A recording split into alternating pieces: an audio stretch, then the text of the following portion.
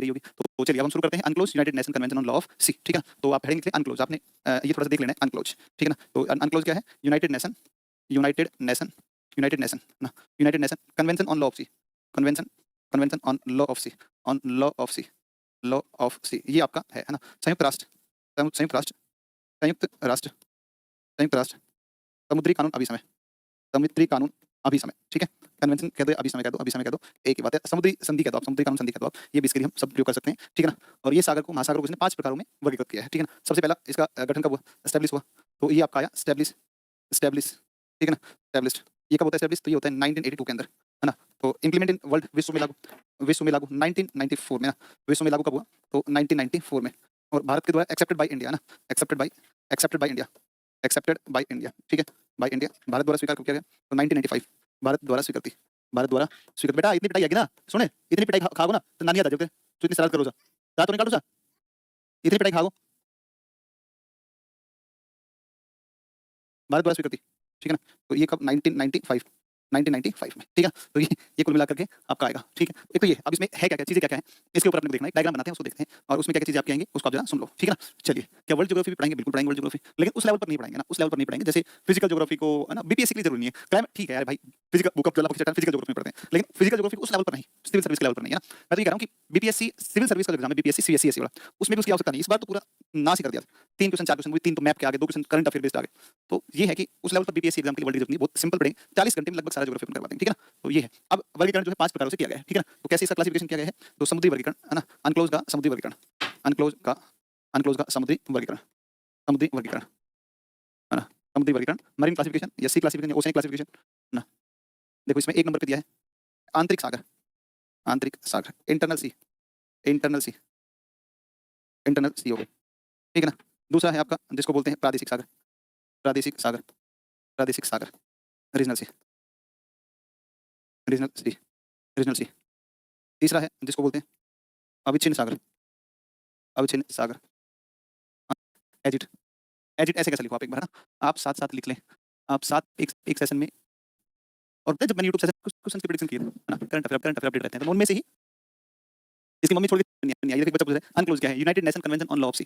भाई दुनिया के जो सागर हैं, उन सागरों के ऊपर कौन देश कितना नियंत्रण रहेगा, किसका कितना अधिकार रहेगा, उसके संबंध में अनक्लोज आया था, united nation convention on law of sea आया था। ठीक है, ये साग खेल रहा है यार, तुम्हें नहीं पता है बुझसे। अभी जैसे बोर्ड पे आएगा ना, मैं मार्कर मार्कर इस पे लिखेगा, मार्कर से ले बता, इसका बाप अब सीखा लिखना, ये अभी सीखना चाह रहा है 2 साल का ही गधा लड़का, ये बहुत ज्यादा गधा बकवा बकवा। हाँ जल्दी आ, देखा करता है, भाग जा भाग जा, जा जा भाग जा, डॉक्टर बनेगा मेरा बेटा, डॉक्टर बनेगा मेरा बेटा, पब्लिक सर्विस करेगा मेरा बेटा, पब्लिक सर्विस ना जन ना ना ना, अच्छा थप्पड़ गया, भाग जा भाग जा भाग जा भाग जा, जा जा।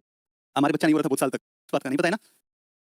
एकदम से इसको बोलते हैं अपने, क्या बोलते हैं इसको? बोलते हैं इंटरनल सी, ये लैंड एरिया है, लैंड रीजन है ये, लैंड रीजन है ना, स्थल क्षेत्र है, स्थल क्षेत्र है ये, स्थल क्षेत्र है। ओके, और ये जो सागर है, ये वाला सागर, इसको बोलते हैं इंटरनल सी। अरे खान सर के बीच जाता है ना वहाँ पर, आप मैं ना थोड़ी फोटो वीडियो डालता नहीं हूँ मैं, आपको बताऊंगा, मैं कहानी बताऊंगा आपको।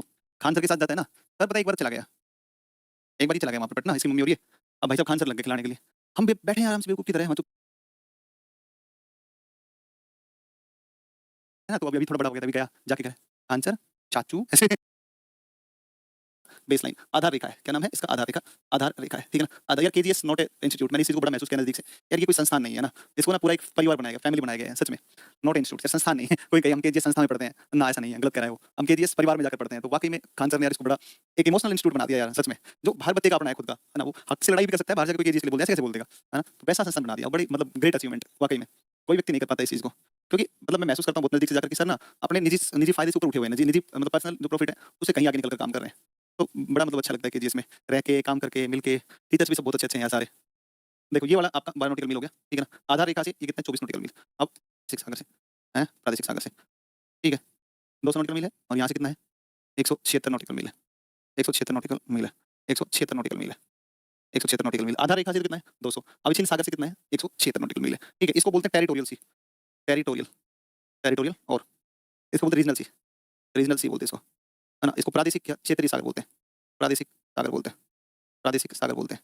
ठीक है, इसको बोलते हैं कॉन्टिग्यूस, कॉन्टिग्यूस जोन। ठीक है ना, अविच्छिन्न मंडल बोलते हैं, अविच्छिन्न मंडल बोलते हैं, अविच्छिन्न मंडल बोलते हैं। ठीक है ना, और ये आपका EEZ, है ना, एक्सक्लूसिव इकोनॉमिक जोन बोलते हैं, economic zone, exclusive economic zone बोलते हैं, एक्सक्लूसिव इकोनॉमिक जोन, अनन्य आर्थिक मंडल, अनन्य आर्थिक मंडल बोलते हैं, अनन्य आर्थिक मंडल। क्वालिटी खराब है क्या? क्वालिटी तो अच्छी है यार, बढ़िया दिख रहा है, सही है यार।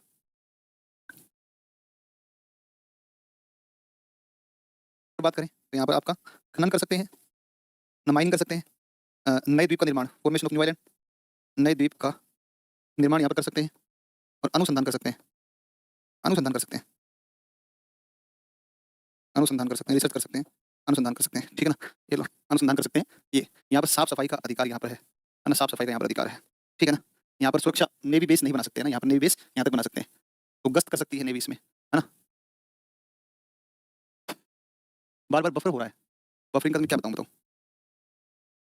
अच्छा।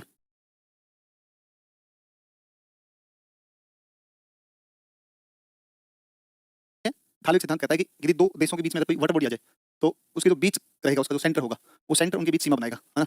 बीच ठीक बीचों-बीच का भाग रहेगा उसमें, ठीक है ना? समझे बात को?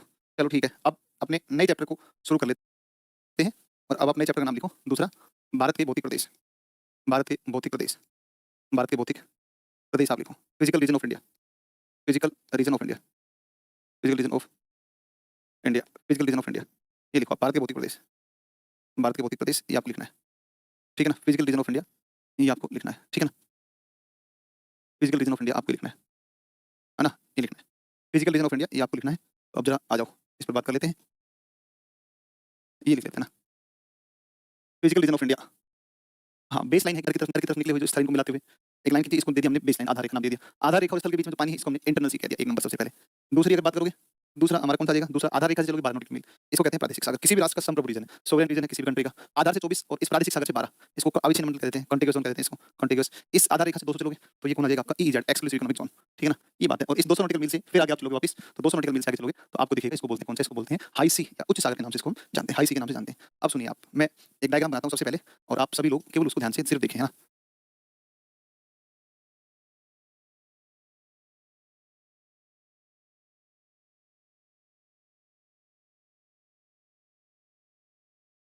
इस डायग्राम को अपन देखते हैं और सारे लोग ये वाला हिस्सा है ना, ये वाला हिस्सा, ये जो हिस्सा है इसको बोलते हैं उत्तरी एवं उत्तरी पूर्वी पर्वतीय प्रदेश। ये वाला जो हिस्सा है ना, ये वाला उत्तरी एवं उत्तरी पूर्वी पर्वतीय प्रदेश। मैं लिखवा दूंगा आपको, अभी आप कुछ मत लिखना, पहले केवल सुन लो। उत्तरी एवं उत्तरी पूर्वी पर्वतीय प्रदेश, north and north eastern region, north and north eastern mountainous region, north and north eastern mountainous, north and north eastern mountainous region. एक हो गया। दूसरा सुनो एक बार, दूसरा सुनो भैया आप एक बार, ये देखो एक बार, ठीक है? ये देखो, ये प्रायद्वीपीय भारत, है ना? पेनिनसुलर, ठीक है? ये देखो मेरे भाई, ये पूर्वी भाग देख लो, पंजाब, हरियाणा, यूपी, दिल्ली और ये पूरा बंगाल और असम तक, असम तक। उत्तर का विशाल मैदान, उत्तरी विशाल मैदान,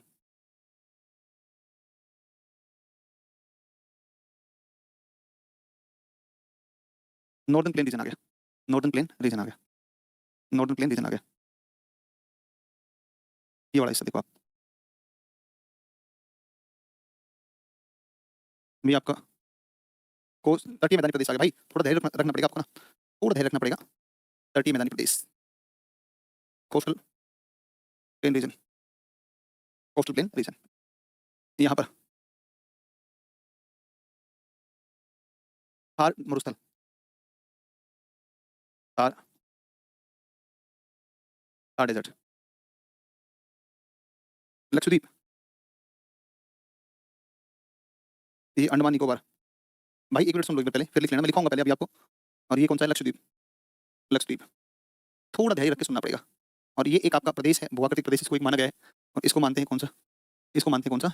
इसको 6 नंबर पर लिखते हैं कौन सा? द्वीप समूह, द्वीप समूह लिखो साइड में कहीं पर। एईडीओ में सुन लो, एईडीओ में बैरन द्वीप से प्रश्न आएगा, बैरन द्वीप का प्रश्न आएगा।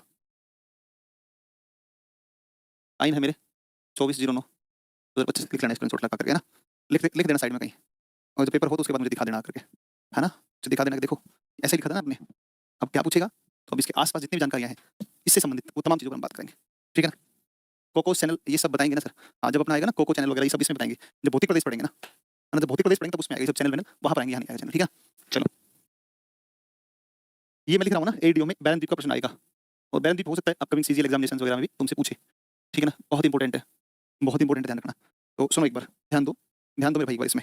लिखो चैट जीपीटी से क्वेश्चन करें कैसे रहेगा? हाँ बस बहुत बढ़िया, तुम चैट जीपीटी से करना बस, खुद से मत पढ़ लेना एक भी चीज़ को ना। चैट जीपीटी तुम्हारी बुआ की लड़की लगती है।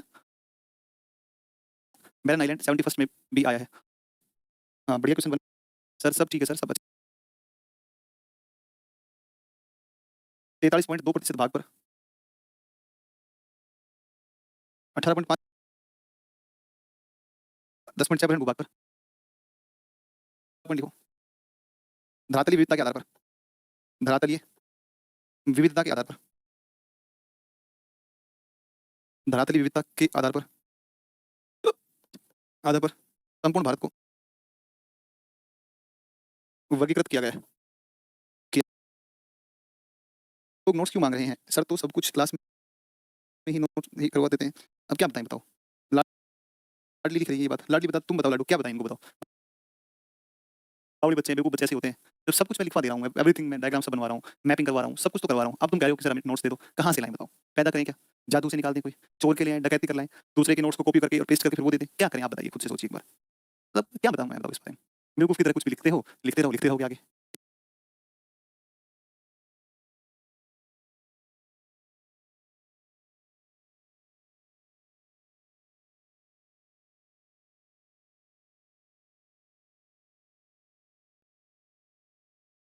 अब आगे लिखो एक बार, एक नंबर लिखो, एक नंबर सबसे पहले ऐसे लिखते जाओ अपना। लिखो इसमें एक नंबर, उत्तरी एवं उत्तरी पूर्वी पर्वतीय प्रदेश, उत्तरी एवं उत्तरी पूर्वी पर्वतीय प्रदेश, उत्तरी एवं उत्तरी पूर्वी पर्वतीय प्रदेश, सबसे पहले लिखो उत्तरी एवं उत्तरी पूर्वी पर्वतीय प्रदेश, ये लिखो आप, ये लिखो। दूसरा लिखो उत्तरी उत्तरी विशाल मैदान, एक नंबर लिखो उत्तरी एवं उत्तरी पूर्वी पर्वतीय प्रदेश, उत्तरी एवं उत्तरी पूर्वी पर्वतीय प्रदेश सबसे पहला। दो नंबर पे लिखो उत्तर का विशाल मैदान या उत्तरी विशाल मैदान, उत्तरी विशाल मैदान, उत्तरी विशाल मैदान। नहीं उसमें लाई थोड़ी मिलेगी, उसमें गन मिल जाएगी, फालतू कुछ भी मिल जाएगा। इसको पढ़ो ना बढ़िया से जो बता दिया वो। दूसरा लिखो उत्तरी विशाल मैदान, दो नंबर लिखो। तीन नंबर लिखो प्रायद्वीपीय भारत, तीन नंबर लिखो प्रायद्वीपीय भारत, तीन नंबर लिखो प्रायद्वीपीय भारत। चार नंबर लिखो तटीय मैदानी प्रदेश। इंग्लिश वाले बच्चे इंग्लिश में लिख लेना, हिंदी वालों के लिए हिंदी लिख रखी। चार नंबर लिखा तटीय मैदानी प्रदेश। पांच नंबर लिखो थार का मरुस्थल, पांच नंबर लिखो, पांच नंबर लिखो, पांच नंबर लिखो थार का मरुस्थल, थार का मरुस्थल। छह नंबर लिखो द्वीप समूह, और द्वीप समूह दो पड़ते हैं, एक तो अंडमान निकोबार और एक आपका लक्षद्वीप, एक अंडमान निकोबार और एक आपका लक्षद्वीप। हाँ खुद से नोट्स बनाना है, ये इतना सब मैं जो तमाशा कर रहा हूँ इसलिए हो रहा है सारा, सब इसलिए ताकि तुम खुद लिखो, अपने से बनाओ, खुद से बनाओ भाई, किसी भरोसे मत बैठो।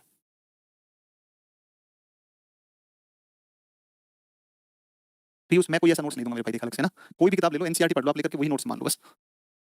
ये 6 लिख लो और अब इसके बाद डायग्राम बनाओ ऐसे, छापो डायग्राम, अभी कभी बनाओ मेरे सामने। प्रायद्वीपीय भारत, अंग्रेजी में पेनिनसुलर इंडिया, पेनिनसुलर इंडिया लिखो। तीन ओर से पानी से गिराओ, तो ये तीन ओर से पानी से गिरा है, देखो ये तीन ओर से पानी से गिरा है, यहाँ से भी, यहाँ से भी, यहाँ से, यहाँ से भी। ओके केजीएस यूजर क्या चैट कर रहे हैं? पेपर ही अब तक नहीं हुआ है तो बताओ कुछ भी। हेडिंग लिखो सबसे पहले उत्तरी एवं उत्तरी पूर्वी पर्वतीय प्रदेश, एक नंबर लिखो उत्तरी एवं उत्तरी पूर्वी पर्वतीय प्रदेश। पहले मानचित्र समझाऊंगा और मानचित्र को समझा करके और फिर अपने इस पे थ्योरी की शुरुआत करेंगे, ठीक है ना, अगली क्लास से। अब तुम एक दो दिन तुम्हारी क्लास डिस्टर्ब रहेगी, बाकी अपकमिंग 2 दिन के लिए ना, 2 दिन क्लास बाधित रहेगी, उसके लिए पहले क्षमा चाहता हूँ, क्योंकि सब जगह से छुट्टियां ले रखी तुम्हारे बैच को छोड़ करके बस खाली। पर्पज है कि केजीएस से, और सुन लो तुम्हें पढ़ना ही पड़ेगा। मास्टर है अजीबोगरीब तरीके से मैप बना रहे, ऐसे कौन बनाता है? ऐसे कैलाश। आपको जांच कर, उत्तराखंड में जाकर बुला दिया, मैंने भी कई साल तक गलत पढ़ाया इसको, इसको गलत पढ़ाता रहा मैं इसको कई दिनों तक, कई सालों तक, क्योंकि सारे ही गलत पढ़ा रहे हैं। मैं जिन टीचर से पढ़ गया उन्होंने गलत पढ़ाया, और मैंने कहीं पर भी जहाँ भी सर्च किया कंटेंट किताबों में कहीं भी देखा वहाँ भी गलत था। क्या करते बताओ, जैसे था वैसे पढ़ा रहे थे। काराकोरम रेंज, काराकोरम श्रेणी के बाद ये वाली, इसका नाम है कौन सी? लद्दाख श्रेणी। कौन सी श्रेणी है? लद्दाख श्रेणी, लद्दाख श्रेणी। फिर देखो ये वाली श्रेणी कौन सी है? जास्कर श्रेणी, कैलाश श्रेणी। अभी कुछ नहीं लिखना, अभी केवल सुनना है, बस खाली सुनना है अभी।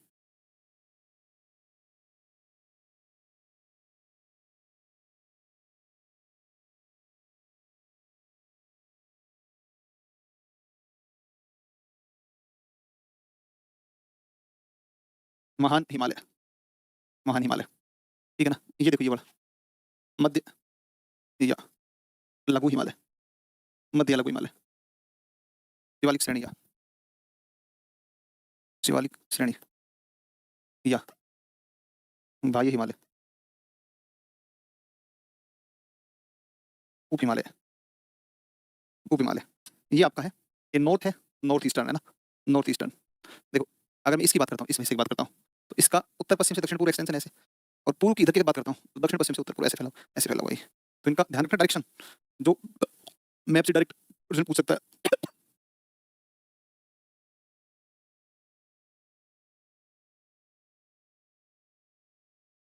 North, south, east, waste.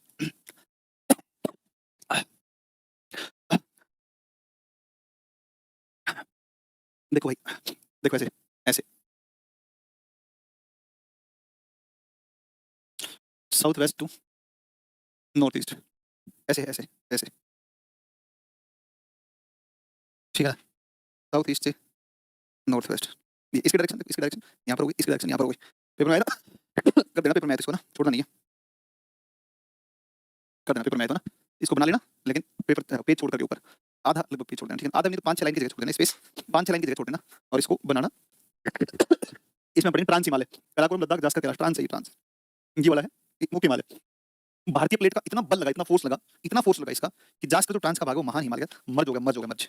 और इधर से भी इतना बल लगा कि शिवालिक यहाँ अरुणाचल में जाकर मध्य हिमालय के साथ में मिल गया, मध्य हिमालय के साथ में। तगड़ा वाला कॉन्सेप्ट है, इसमें पढ़ाएंगे अपने, ठीक है ना।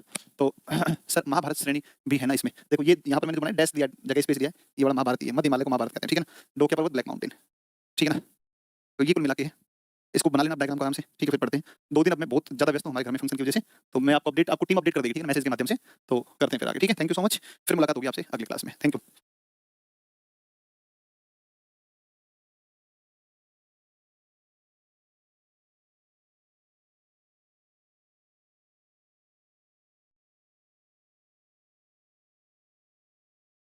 और आज इस क्लास में लास्ट, अच्छा ठीक, क्लास में हमने भारत के भौतिक प्रदेश चैप्टर में शुरू किया था, और इसमें हमने देखा था कि विविधतापूर्ण भूखंड है, 43% भाग पर मैदान है, 27 पर पठार है, 18.5 पर पहाड़ियां हैं, और 10.6 यानी कि 6.5 के ऊपर मार्क है, पर्वत है, ठीक है ना। धरातलीय विविधता के आधार पर संपूर्ण भारत को 6 भूआकृतिक प्रदेशों में बांटा गया है, जो कि निम्न है 1 2 3 4 5 6। तो 1 नंबर उत्तरी उत्तरी पूर्वी पर्वतीय प्रदेश, 2 नंबर उत्तर का विशाल मैदान, 3 नंबर थार का सॉरी प्रायद्वीपीय भारत, 4 नंबर प्रायद्वीपीय भारत के बाद में हमने देखा था, और 4 नंबर था अपना तटीय मैदानी प्रदेश, कोस्टल प्लेन रीजन, 5 नंबर पे हमने कहा था थार का मरुस्थल, और 6 नंबर द्वीप समुद्र, अंडमान निकोबार, और एक हमारा कौन सा आता है, लक्षद्वीप आता है। तो सर दरोगा का नोट्स इसमें काम आएगा क्या? नहीं, इसका नोट्स दरोगा में काम आएगा, है ना, उसका इसमें कम काम आएगा, इसमें थोड़ी चीजें ज्यादा रहेंगी, ठीक है ना, थोड़ा सा इसमें ज्यादा रहेगा। 6 भूआकृतिक प्रदेश, सबसे पहले तो ये डायग्राम अपना बनेगा, ये डायग्राम आपने बना लिया होगा। उसके बाद मैंने कहा कुछ लाइन छोड़ करके और ये चित्र बना लेना, मैंने बताया था लास्ट में आपको कि कुछ लाइन छोड़ देना, फिर इसको बना लेना। तो आपको, आपने जो लाइनें छोड़ी हैं, उस लाइन में छोड़ी हुई लाइनों के अंदर हमें इसके बारे में थोड़ा सा इंट्रो लिखना है, क्या है ये, इसके बारे में लिखना है। तो मैं लिखवाना शुरू करता हूँ, सीधा डायरेक्ट लिखवाना स्टार्ट करता हूँ। और sir I am UPSC aspirant, लेकिन मेरी ज्योग्राफी ठीक नहीं है, वजह से क्या लिखे हो, क्या लिखे हो, क्या हो गया भाई यूपीएससी वाले बच्चों को, लेकिन मेरे ज्योग्राफी के फैक्ट सही नहीं है, जित हो जाते हैं यूपीएससी के, ये सब पढ़ाया हुआ, ठीक है। तो आप लिखना शुरू करें, आप लिखना शुरू करें ना। और मेन, ठीक है, हम सही है पढ़ाने में, इसलिए केजीएस में, नहीं तो इस प्रदेश में हिमालय पर्वत का विस्तार मिलता है, हिमालय पर्वत का विस्तार, का विस्तार, पर्वत का विस्तार, हिमालय पर्वत का विस्तार चाप आकार या धनुषाकार रूप में मिलता है, धनुषाकार रूप में मिलता है, रूप में मिलता है, में मिलता है, मिलता से उत्तर पूर्व की ओर है। ये ध्यान रखना, डायरेक्शन का विशेष रूप से यहाँ गलती आप नहीं करनी, डायरेक्शन दोनों मैंने बना दी, इसकी यहाँ बना दी है और इसकी डायरेक्शन मैंने यहाँ बना दी, ठीक है ना। तो हिमालय पर्वत का विस्तार मिलता है, और ये कैसे है, चाप आकार धनुषाकार रूप में मिलता है। लिखो हिमालय एक, मैं समझाऊंगा सारा, लेकिन तुम लोग एक बार इसको लिख लो। हिमालय एक नवीन वलित पर्वत है, नवीन वलित पर्वत है, नवीन वलित कह दो, या इसको आप क्या कह दो, मोड़दार, है ना, मोड़दार, इसको अंग्रेजी में बोलते हैं folded. Himalaya is a folded mountain, है ना, new folded mountain, new folded mountain, new folded mountain, मोड़दार पर्वत है, जिसका जिसकी उत्पत्ति जिसकी उत्पत्ति जिसकी उत्पत्ति जिसकी उत्पत्ति 33 सागर में, 33 33 सागर के अवसादों में, सागर में 33 सागर के अवसादों में, के अवसादों में, 33 सागर के अवसादों में वलन की प्रक्रिया से हुआ है, वलन की प्रक्रिया प्रक्रिया प्रक्रिया प्रक्रिया, यानी कि फोल्डिंग प्रोसेस, है ना, फोल्डिंग प्रोसेस, फोल्डिंग प्रोसेस, ठीक है ना, प्रोसेस से हुआ है, से हुआ है, जिसके लिए संपीड़न बल लगा किसका ना, जिसके लिए अभिसारी या जिसके लिए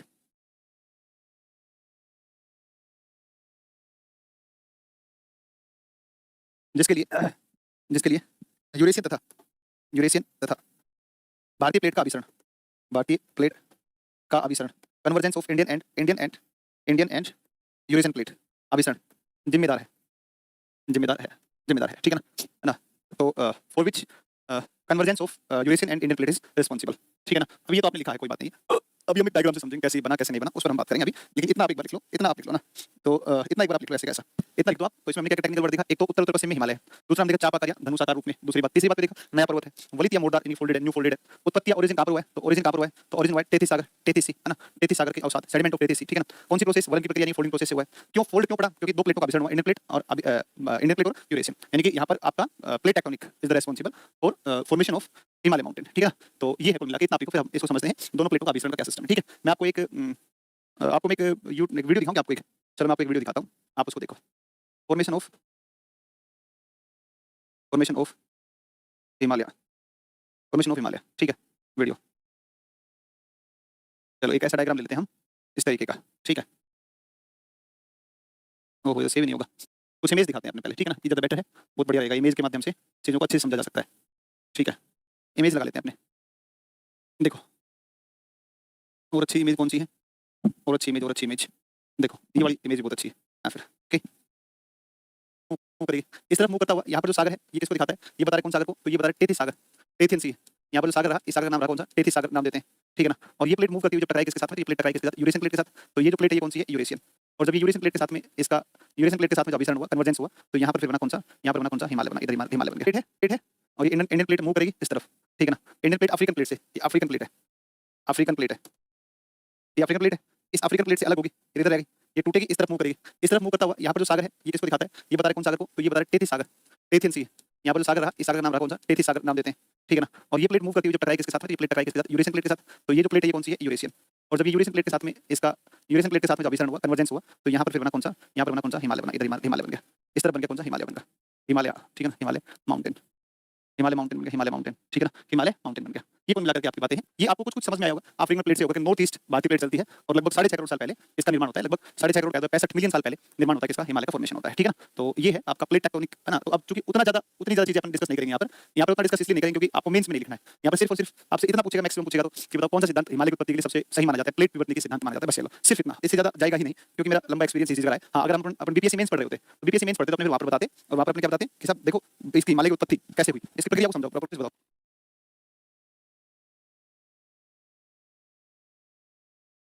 अरे पता है बहुत दिक्कत हुई है मुझे आज, हाँ, मुझे बार बार जुकाम हो रही थी ना, अब बताऊँ जब से मैं शुरू हुआ हूँ क्लास, तो मैं बार बार थूकना पड़ता है, गले में खराश, जुकाम बार बार।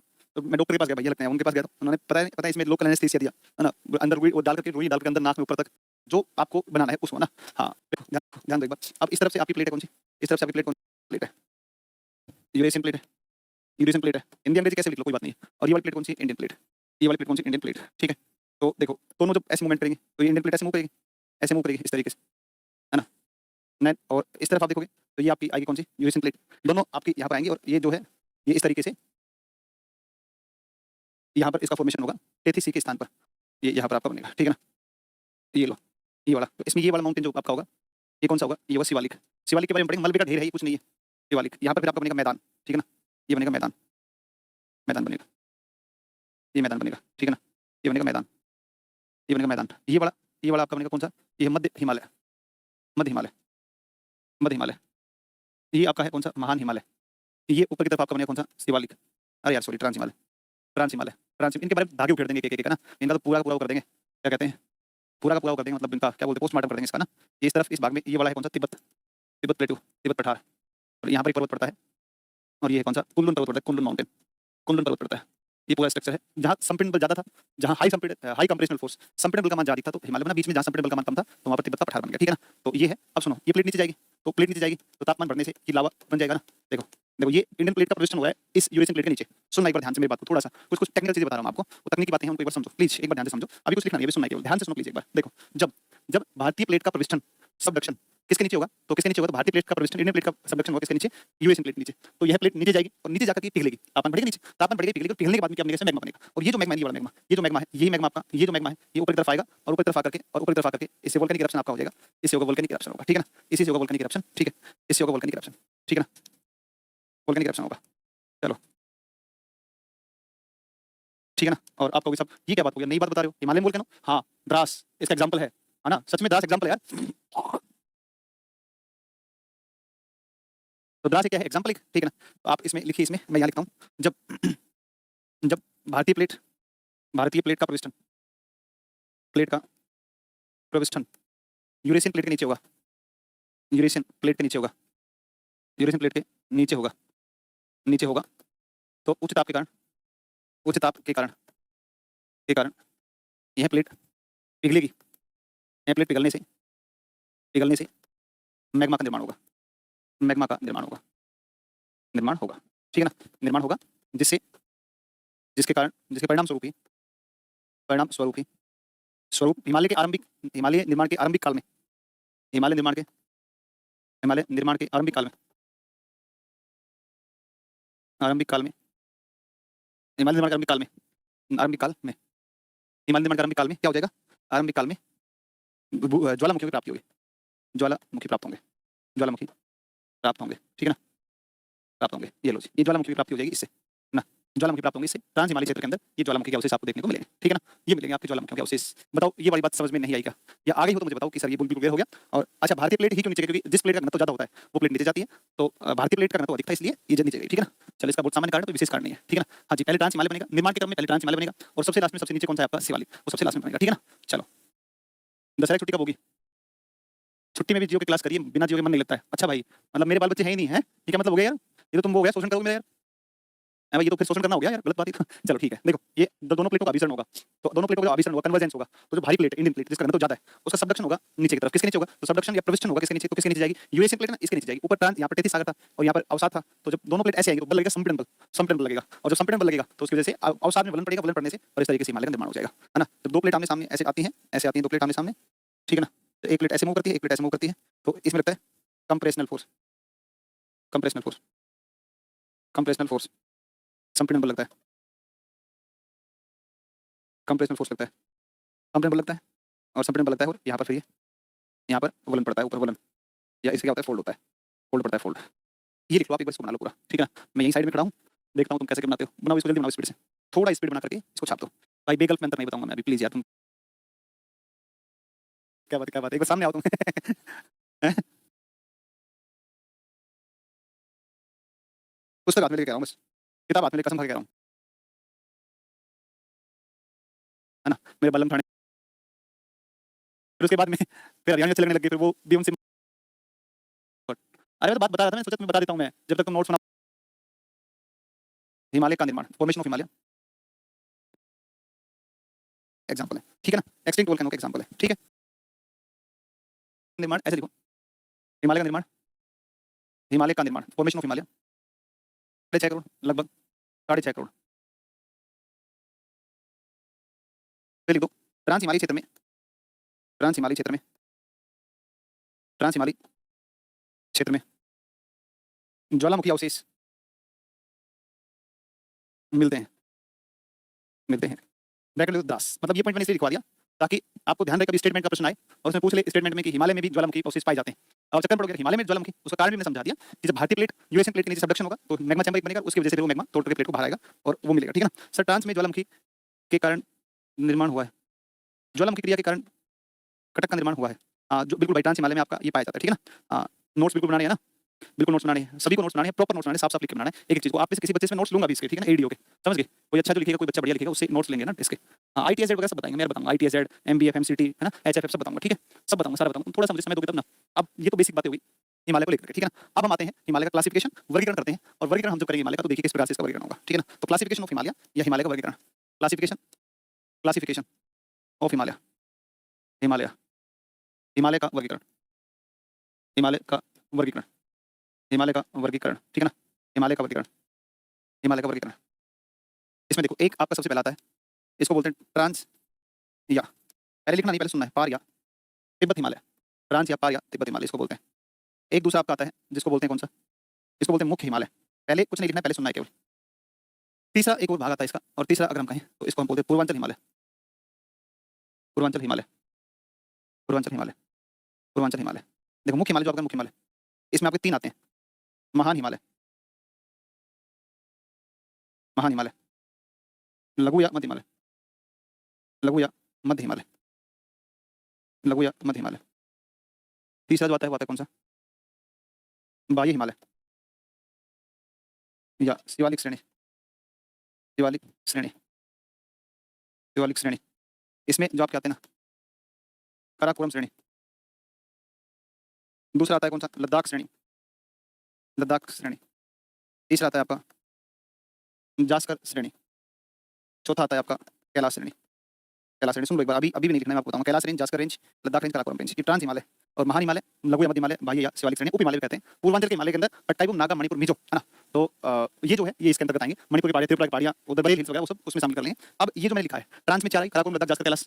मुख्य में 3 आई, महान, मध्य और आपका कौन सा है? महान, मध्य और कौन सा आ गया? हाँ, पीर पंजाल कहाँ आता है? पीर पंजाल इसमें आता है, मध्य हिमालय में आता है। शांति रखो, मैं बताऊंगा बढ़िया से, ठीक है ना। और एक आपका पूर्वांचल। अब मैं आपको ये वाला डायग्राम दिखा दूं, ये वाला डायग्राम। अब इस डायग्राम को तुम देखो, येलो कलर में आपको 4 दिख रहे हैं और येलो में 4 दिख रहे हैं। इसमें एक ही दिख रहा है, इसको बोलते हैं काराकोरम, एक इसको बोलते हैं लद्दाख, एक इसको बोलते हैं जास्कर और इसको बोलते हैं कैलाश। भैया पता है आपको, बताऊं मैं कि बहुत सारे लोग ना यहाँ पर बड़ी गलती पढ़ा रहे हैं यहाँ पर मार्केट में, ठीक है ना। मैं बार-बार कह रहा हूं सही कर लो, सही कर लो, सही कर लो। नहीं ना, मुझे इस पर एक वीडियो बनाना पड़ेगा अलग से, ठीक है ना। अलग से वीडियो रिलीज करना पड़ेगा, बहुत सारे लोग गलत पढ़ा रहे हैं इसको सही करना पड़ेगा, ठीक है ना। और करना ही करना पड़ेगा, ठीक है ना। मैं मार्केट में टिका हुआ हूं अभी, ठीक है। और सही इसलिए करना पड़ेगा क्योंकि यहाँ पर गलती पढ़ाते हैं। जास्कर श्रेणी, जास्कर श्रेणी ट्रांस हिमालय में, ठीक है, सही बात है। लेकिन जास्कर को केवल जम्मू कश्मीर में पढ़ाते हैं और उसके अलावा हिमाचल प्रदेश, जबकि इसका विस्तार हिमाचल प्रदेश के आगे उत्तराखंड में भी है, ठीक है ना। उत्तराखंड में है। दूसरी गलती क्या करते हैं? Kamet. Kamet is the highest peak of Zanskar range which is located in Zanskar, not located in great Himalaya. तो यहाँ बड़ी मिस्टेक हो रही है दो चीजों की, एक तो विस्तार और एक इसकी चोटी की। कामेट इसमें है, कामेट यहाँ पर है, कामेट इसमें जास्कर में हाईएस्ट पीक है, ठीक है ना। और ये उत्तराखंड तक इसका फैलाव मिलता है जास्कर रेंज का। तो ये जो चारों श्रेणी है, अब आपको सर आपने इसमें मिला के रखा है, बहुत मिला रखा है, दूर नहीं कर रखा है। इसलिए मिला रखा है क्योंकि भारतीय प्लेट का इतना ज्यादा संपीड़न बल लगा, कंप्रेशन फोर्स लगा। भाई प्लेट आप ऐसे टकरा रही है, ऐसे टकरा रही है, तो बहुत ज्यादा उच्च संपीड़न बल की वजह से जास्कर हिमालय का जो जास्कर पार्ट है, ये जास्कर श्रेणी के इसमें मिल गई है, महान हिमालय के साथ मर्ज हो गई है। और जब पूर्व की तरफ संपीड़न बल ज्यादा लगेगा, पूर्व में इधर संपीड़न बल लगेगा ज्यादा, तो उसकी वजह से शिवालिक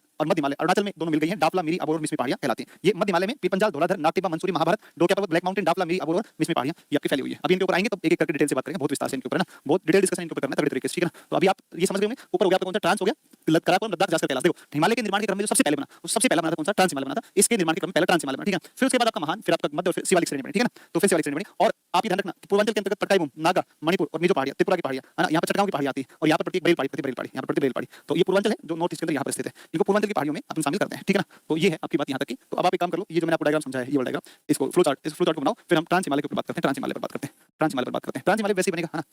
तो ट्रांस हिमालय में वैसे ही बनेगा। जल्दी से एक बार आप इसको लिखो, स्पीड से लिखो आप इसको,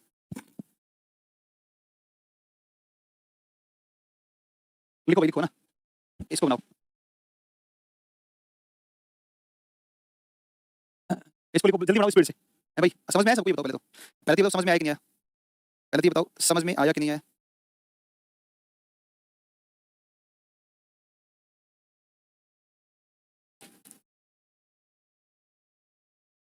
क्लियर हुआ? अच्छे तरीके से समझ में आया ना? बहुत बढ़िया। बिहार सबका बने तो बताओ फिर।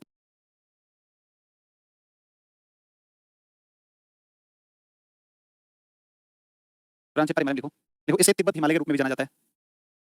इसे तिब्बत हिमालय के रूप में जाना जाता है। जो हिमालय निर्माण के क्रम में, जो हिमालय सिंटैक्स एलिमेंट पर बात कर लेंगे, मैं कर लूंगा, मैं सारी बातों पर बात करूंगा, प्लीज प्लीज प्लीज पढ़ाने दो यार मुझे यार, है ना। हेयर पिन सिंटैक्स एलिमेंट्स पे बात कर लूंगा ना, मैं इस लाइन पर भी बात कर लूंगा, करूंगा कि इफेक्ट लिखवा दिया ना। मैंने सर्वप्रथम विकसित हुआ या सर्वप्रथम निर्मित हुआ जो हिमालय निर्मित, भाई यार बात कर लूंगा यार, प्लीज बात कर तुमसे, है ना। बता दूंगा, सब बता दूंगा, आप चिंता ना करें।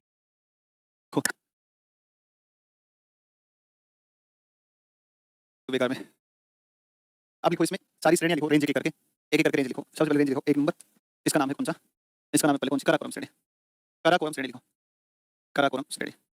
इसमें लिखो काराकोरम रेंज में, काराकोरम रेंज में लिखो, लिखो ये भारत की सबसे उत्तरतम, northern most of India, Bharat की सबसे उत्तरतम, सबसे उत्तरतम, उत्तरतम तथा हिमालय पर्वत तंत्र तंत्र की प्राचीनतम पर्वत श्रेणी है, प्राचीनतम पर्वत श्रेणी है, पर्वत श्रेणी है जिसका विस्तार, जिसका विस्तार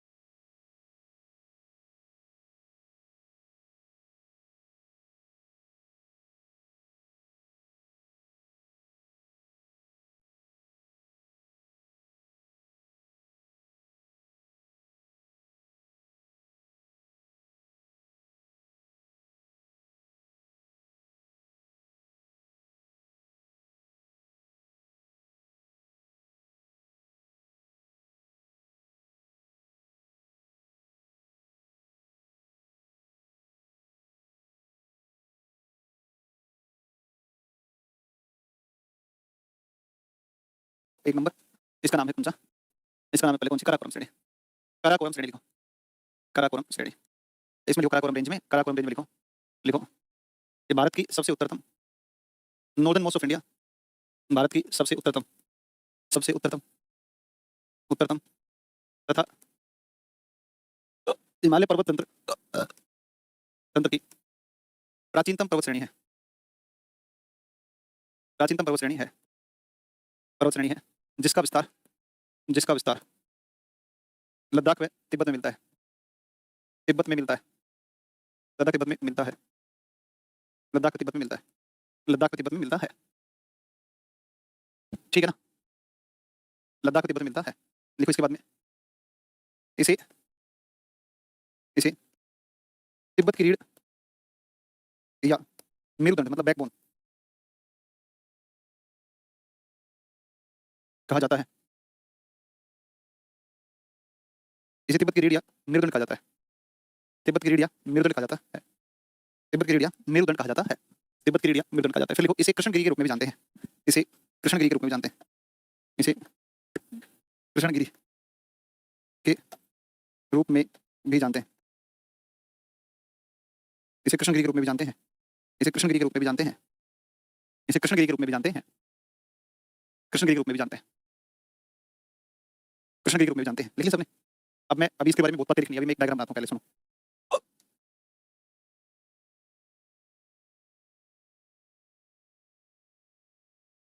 देखो तिब्बत का पठार ये, तिब्बत पठार। अब देखो तिब्बत पठार के बीचों बीच फैलाव किसका है? काराकोरम का। तिब्बत प्लेटू हो गया, तिब्बत प्लेटू हो गया, इसके बीचों बीच किसका फैलाव है? ईस्टर्न हिमालय का है, इसलिए इसको कहते हैं कौन सी? काराकोरम श्रेणी, काराकोरम श्रेणी। यहाँ पे एक चोटी है, इसको बोलते हैं केटू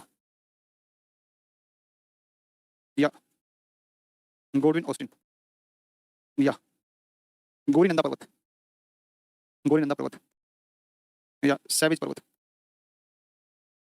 8611 metre, located in PoK, location in PoK, Pak occupied Kashmir. बता चुके हैं हमने। यहाँ पे ग्लेशियर है, इस ग्लेशियर का नाम है सियाचिन ग्लेशियर, सियाचिन हिमानी, सियाचिन हिमानी, सियाचिन ग्लेशियर, सियाचिन हिमानी, ठीक है ना। यहाँ पे एक दर्रा पड़ता है, कराकोरम दर्रा, कराकोरम दर्रा पड़ता है। कराकोरम दुनिया का सबसे ऊंचा दर्रा है। सियाचिन विश्व का सबसे ऊंचा युद्ध स्थल है, वर्ल्ड्स हाईएस्ट बैटलफील्ड, है ना। और सियाचिन ग्लेशियर हो गया, और Siachen glacier is the largest glacier of the world out from the polar region. Pole, अगर हम पोल की बात करें, ध्रुवों की बात, ध्रुवों को हटा दो, ध्रुवों के बाहर कोई सबसे बड़ा ग्लेशियर कौन सा? सियाचिन है, ये भी आप ध्यान रखिएगा, ठीक है ना। और केटू, जिसको हम केटू, गोल्डविन ऑस्टिन, गोरिंदा पर्वत, साइड पर्वत कहते हैं, 8611 मीटर है। यह है दुनिया की दूसरी सबसे ऊंची चोटी है। देखो दुनिया की सबसे ऊंची चोटी कौन सी है? Mount Everest. But Mount Everest is not located in trans Himalaya, which is located in great Himalaya, ठीक है ना। तो ग्रेट हिमालय यहाँ पर आपका ग्रेट हिमालय, यहाँ से आपका ग्रेट हिमालय, ठीक है ना। और इसमें है आपका कौन सा? माउंट एवरेस्ट है, world's highest peak, highest peak दुनिया की सबसे ऊंची चोटी, एक नंबर। और दो नंबर पे दुनिया की सबसे ऊंची कौन सी है? आपकी गोल्डन ऑस्टिन है। देखो पीओके में है, लेकिन पीओके में भरी है, लेकिन पीओके किसका है? भारत का है ना। तो भारत की सबसे ऊंची कोई चोटी आएगी, भारत की सबसे ऊंची भी कौन सी है? आपकी केटू ही आएगी भाई। भारत की भी सबसे ऊंची कौन सी है? केटू है, क्योंकि पीओके भारत का ही है, भारत के हिस्से में ही स्थित है, इसलिए भारत की सबसे ऊंची कौन सी आती है? आपकी केटू आती है। ध्यान रखिएगा, ध्यान रखना अच्छे तरीके से। भारत की सबसे ऊंची केटू, ट्रांस हिमालय की सबसे ऊंची केटू, काराकोरम की सबसे ऊंची केटू, और दुनिया की दूसरी सबसे ऊंची तो भी कौन सी है? केटू, ठीक है ना। ग्लेशियर मैंने आपको बता दिया, है ना। तो ये कुल मिला के आपकी जानकारियां इस संबंध में है। एक बार इस मानचित्र को बनाइए, फिर इन सब बातों को लिखते हैं, वन बाय वन सबको लिखेंगे फिर।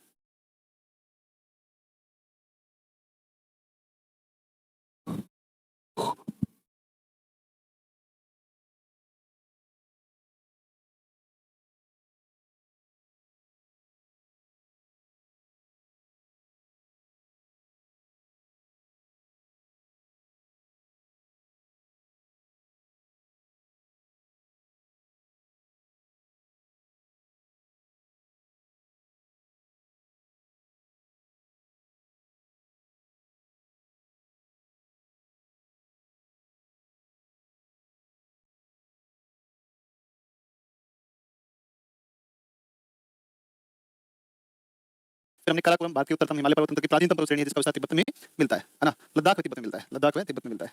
एक सब छूट गया यहाँ पर, लद्दाख, लद्दाख व तिब्बत में मिलता है, ठीक है ना। और तिब्बत की रीढ़ या मेरुदंड कहा जाता है, कृष्णगिरी के रूप में इसको जानते हैं।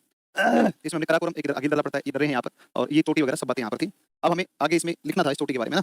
मैं लिखवाया था केटू के बारे में लिखवाया था, लेकिन मैंने बताया था ना, K two is the second highest peak of the world after Mount Everest. Okay, तो ये सब बातें हमने कर ली थी लास्ट में। अब यहाँ से हम कंटिन्यू करते हैं, ग्लेशियर पढ़ते हैं, सियाचिन देखते हैं, थोड़ा सा तमाम जो बातें हम यहाँ इसके बारे में देख सकते हैं, उन सबके ऊपर बात कर लेते हैं ना। ये क्लास बंद हो गई थी, क्लास 11 वाली पीडीएफ नहीं आई है। ओके, वर्ल्ड ज्योग्राफी आप पढ़ाइएगा, बिल्कुल नहीं पढ़ाऊंगा, है ना। चलो, तो बातें हो गई तो कंप्लीट, आगे चलें, शुरू करें। अब लिखना स्टार्ट करो, आगे यहीं से शुरू करते हैं, केटू से जहाँ हमने छोड़ा था, यहीं से बात करते हैं, ठीक है ना। तो आप यहाँ से स्टार्ट करिए लिखना। लिखो इसमें, लिखो इस श्रेणी में स्थित, लिखो इस श्रेणी में स्थित, इस श्रेणी में स्थित, इस श्रेणी में स्थित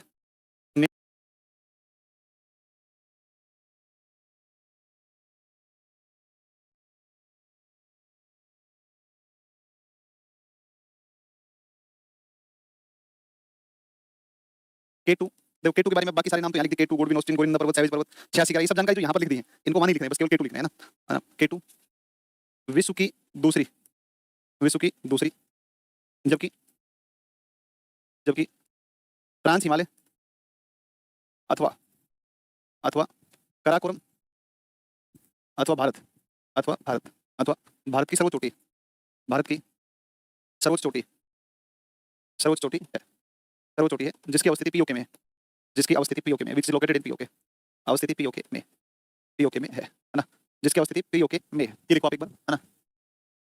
ओके, ये लिख लो आप, इसके बाद में लिखो, इसके बाद में लिखो आप, बढ़िया पॉइंट लिखो, बढ़िया पॉइंट। काराकोरम में पीओ केटू के अलावा, काराकोरम में केटू के अलावा, केटू के अलावा, केटू के अलावा, काराकोरम में केटू के अलावा, काराकोरम में केटू के अलावा Broad Peak, Broad Peak, Hidden Peak, Gasherbrum, चोटियां भी स्थित हैं, चोटियां भी स्थित हैं, स्थित हैं, स्थित हैं, ये सब चोटियां भी इसमें स्थित हैं, ठीक है ना, ये सब चोटियां भी इसमें स्थित है, ठीक है।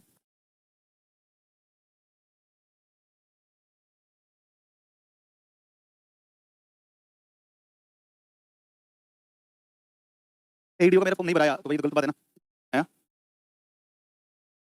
हाँ। मॉडल क्वेश्चन लिखो, मॉडल क्वेश्चन लिखो आप, ठीक है ना, मॉडल क्वेश्चन लिखो आप, इसमें लिखो मॉडल क्वेश्चन में ब्रॉड पीक, आंसर क्या आएगा बताओ, इसका उत्तर कौन सा आएगा? तो इसका देखो अभी तो आप कर लोगे, मैं जानता हूँ ना, तो अभी तो मुझे पता है तुम लोग इसको कर लो, कोई बड़ी बात नहीं है, लेकिन अभी ध्यान दो, इसका आंसर आएगा कौन सा, बी आएगा। एग्जाम में जब आप जाओगे ये विकल्प अगर आगे, अभी तक तो खैर नहीं आया है इसी वाला क्वेश्चन इस तरीके का, लेकिन अगर आया तो फिर वहां पर आप रीजनिंग लगाओगे, और रीजनिंग लगा करके कि ब्रॉड सैडल हिडन ये सब में है ना, डे डे डे आ रहा है, इसमें नहीं आ रहा है, इसको अलग कर दो, तो वहां गड़बड़ा के आ जाओगे आप। और ये जो सैडल पीक है 738 मीटर, अंडमान निकोबार की सबसे चोटी, highest peak of Andaman Nicobar is saddle peak या गद्दीदार चोटी, ठीक है ना, ये अंडमान निकोबार की सर्वोच्च चोटी है, निकोबार की सर्वोच्च चोटी है, अंडमान निकोबार की सर्वोच्च चोटी है ना, सर्वोच्च चोटी, अंडमान निकोबार की सर्वोच्च चोटी है, ये ध्यान रखना ना, अंडमान निकोबार की सर्वोच्च चोटी है कौन सी, जिसका नाम कौन सी, सैडल पीक है, ठीक है ना, अंडमान निकोबार की सर्वोच्च चोटी है, इसको यहीं पर ध्यान रखना है, ठीक है ना, ये ध्यान रखना ना, बहुत बढ़िया क्वेश्चन है, क्लियर दिखाई नहीं देता है, तो क्लियर नहीं दिखाई तो क्वालिटी थोड़ी एनहेंस कर लो आप ना, अपने मोबाइल में क्वालिटी थोड़ा बढ़ा लो, तो साफ दिखेगा, कोई दिक्कत नहीं आएगी। अब तुम कह रहे हो कि मैं कहाँ से करूँ बताओ, तुम्हारे फोन तो तुम्हारे हाथ में ही है कि नहीं, इन सब मैसेज से टाइम खराब मत करो प्लीज क्लास का ना। देखो अगली बात पे चलते हैं, ये चोटियां हैं, यहाँ पे बड़ा इंपॉर्टेंट ग्लेशियर है, और नुब्रा घाटी के उत्तर में है, और उस ग्लेशियर का जो नाम है, उस ग्लेशियर का नाम कौन सा है, तो हाँ कितने किलोमीटर है, 738 मीटर ऊंचा है, और ये उत्तरी अंडमान में स्थित है। अंडमान निकोबार टॉपिक पढ़ेंगे उसके अंदर आपको बताएंगे, ठीक है ना। हाँ हाईएस्ट पीक अंडमान निकोबार की सैडल पीक, नहीं हिल सैंडल नहीं, सैंडल नहीं बेटा, सैंडल नहीं है, सैडल है, सैडल, ठीक है ना।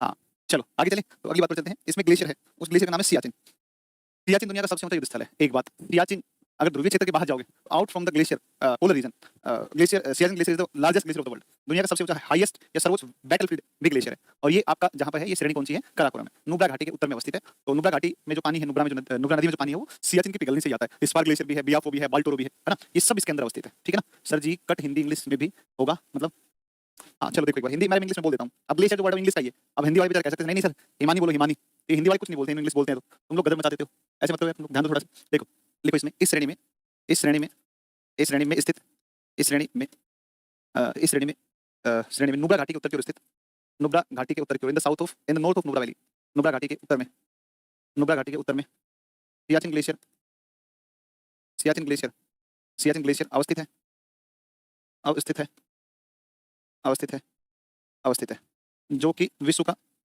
जो कि विश्व का सर्वोच्च युद्ध स्थल है, जो कि विश्व का सर्वोच्च स्थल है, विश्व का सर्वोच्च स्थल है, तथा which is the highest battlefield of the world, located in the north of Nubra valley, सर्वोच्च स्थल है जो कि, तथा ध्रुवीय क्षेत्र के बाहर सबसे बड़ा ग्लेशियर भी है, ध्रुवीय क्षेत्र के बाहर विश्व का सबसे बड़ा ग्लेशियर भी है, विश्व का सबसे बड़ा ग्लेशियर भी है, ग्लेशियर भी है ना, विश्व का सबसे बड़ा ग्लेशियर भी है, ये भी आपको ध्यान रखना है, ये भी आपको ध्यान रखना है। नुब्रा घाटी के उत्तर में सियाचिन ग्लेशियर, विश्व का सर्वोच्च स्थल, highest battlefield of the world, ध्रुवीय क्षेत्र के बाहर विश्व का सबसे बड़ा ग्लेशियर, ये सब पॉइंट आपको ध्यान रखना है ना, largest glacier of the world out from the polar reason, तो ये तमाम बातें हैं। हाँ अरे नुब्रा घाटी, ऐसे नुब्रा घाटी होगी, इसके उत्तर में यहाँ पर होगा, अब आप कह रहे हो मैप में नहीं दिखाया, मैप मैंने बता तो दिया था तुम्हें, अब मैं कैसे बताऊँ तुम्हें और बताओ, प्राण लोगे क्या मेरा है भाई, क्या यार तुम, अब तुम्हें कैसे बताऊँ, ये काराकोरम श्रेणी है, यहाँ पर आपका एक और मैप मैंने सामान्य परिचय में पढ़ाया था आपको, वहाँ पर मैंने आपको सक्सगाम घाटी यहाँ पर दिखाई थी, नुब्रा इसके सियाचिन के पश्चिम में सक्सगाम घाटी बताई थी, सब कुछ तो बता रहा हूँ, फिर तुम कह रहे हो कि ऐसे नहीं बता रहे सर, ऐसे नहीं बता रहे सर, है भाई क्या करूँ बताओ, और कैसे बताऊँ, तुम खुद ही बताओ, हैं खुद ही बताओ, फालतू बकवास मत करो यार तुम। सब चीज़ बता रहा हूँ, है ना? सियाचिन चोटी की ऊँचाई तो मुझे भी नहीं पता है ना, तो ये तो मुझे भी नहीं पता है खैर, मैं कैसे बता सकता हूँ वैसे? आगे देखो आप इसमें, क्योंकि उटपटांग प्रश्न पूछोगे तो कोई ही नहीं बताएगा ना। चलो, अनक्लोज का तुम एक बार रीड करना, है ना? एक बार रीड आउट करना तुम, फिर लिखो। सियाचिन के अलावा काराकोरम में अन्य ग्लेशियर। सियाचिन के अलावा अलावा काराकोरम में अन्य ग्लेशियर, अन्य ग्लेशियर, अन्य ग्लेशियर, अन्य ग्लेशियर, बाल्टोरो, बियाफो, इस्पार, इस्पार, आदि, है ना?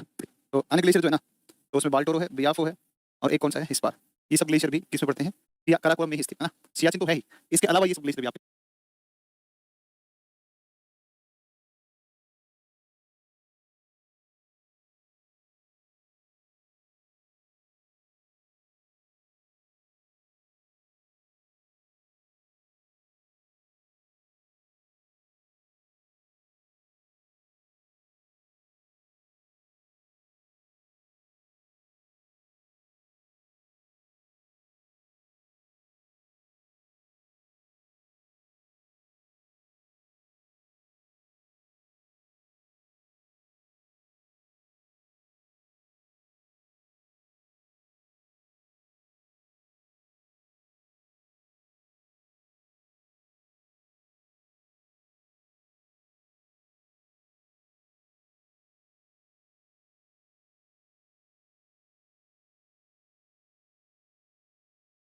ठीक हो? सियाचिन में पाकिस्तानी अवैध घुसपैठ के विरुद्ध, ठीक है ना? सबको यहाँ तक क्लियर है, इसमें कोई दिक्कत नहीं है ना? अब सर भी नहीं दिख रहे हैं, और ये क्या मतलब हो गया यार? मैं बैटरी चेंज करने के लिए साइड में हुआ था, इतने में सर नहीं दिख रहे हैं। अजीब बच्चे हो तुम, बच्चे तुम हो ही नहीं खैर, बच्चे तुम है ही नहीं, बच्चे बच्चों के माँ बाप बनने की उम्र में हो, है ना? बच्चे तुम कैसे हो सकते हो, है कि नहीं? बीच में वीडियो रुक गया था, कहाँ रुक गया था वीडियो? वीडियो नहीं रुका था, वो मैं ही साइड में हो गया था, इसलिए आपको लग रहा है वीडियो रुका होगा। चलो, ठीक है ना? अब आगे चलें? हाँ, अब आगे चलें, कंटिन्यू। ठीक है, बस मैंने कुछ बताया नहीं, तो इतना ही जितना लिखा है उतना बोला है बस, है ना? तो कुल मिला के नुब्रा घाटी के उत्तर में आपका सियाचिन ग्लेशियर है, विश्व का सबसे ऊंचा युद्धस्थल है, ध्रुवीय क्षेत्रों के बाहर, out from the polar reason, दुनिया का सबसे बड़ा ग्लेशियर। ध्रुवों को हटा दो तो सबसे बड़ा ग्लेशियर कौन सा? सियाचिन ही है, सबसे बड़ा ग्लेशियर ना। सियाचिन के अलावा काराकोरम में बाल्टोरो, बियाफो, हिस्पार, ये ग्लेशियर भी आएंगे। यहाँ पर पाकिस्तान ने 1983-4 के दौरान क्या किया?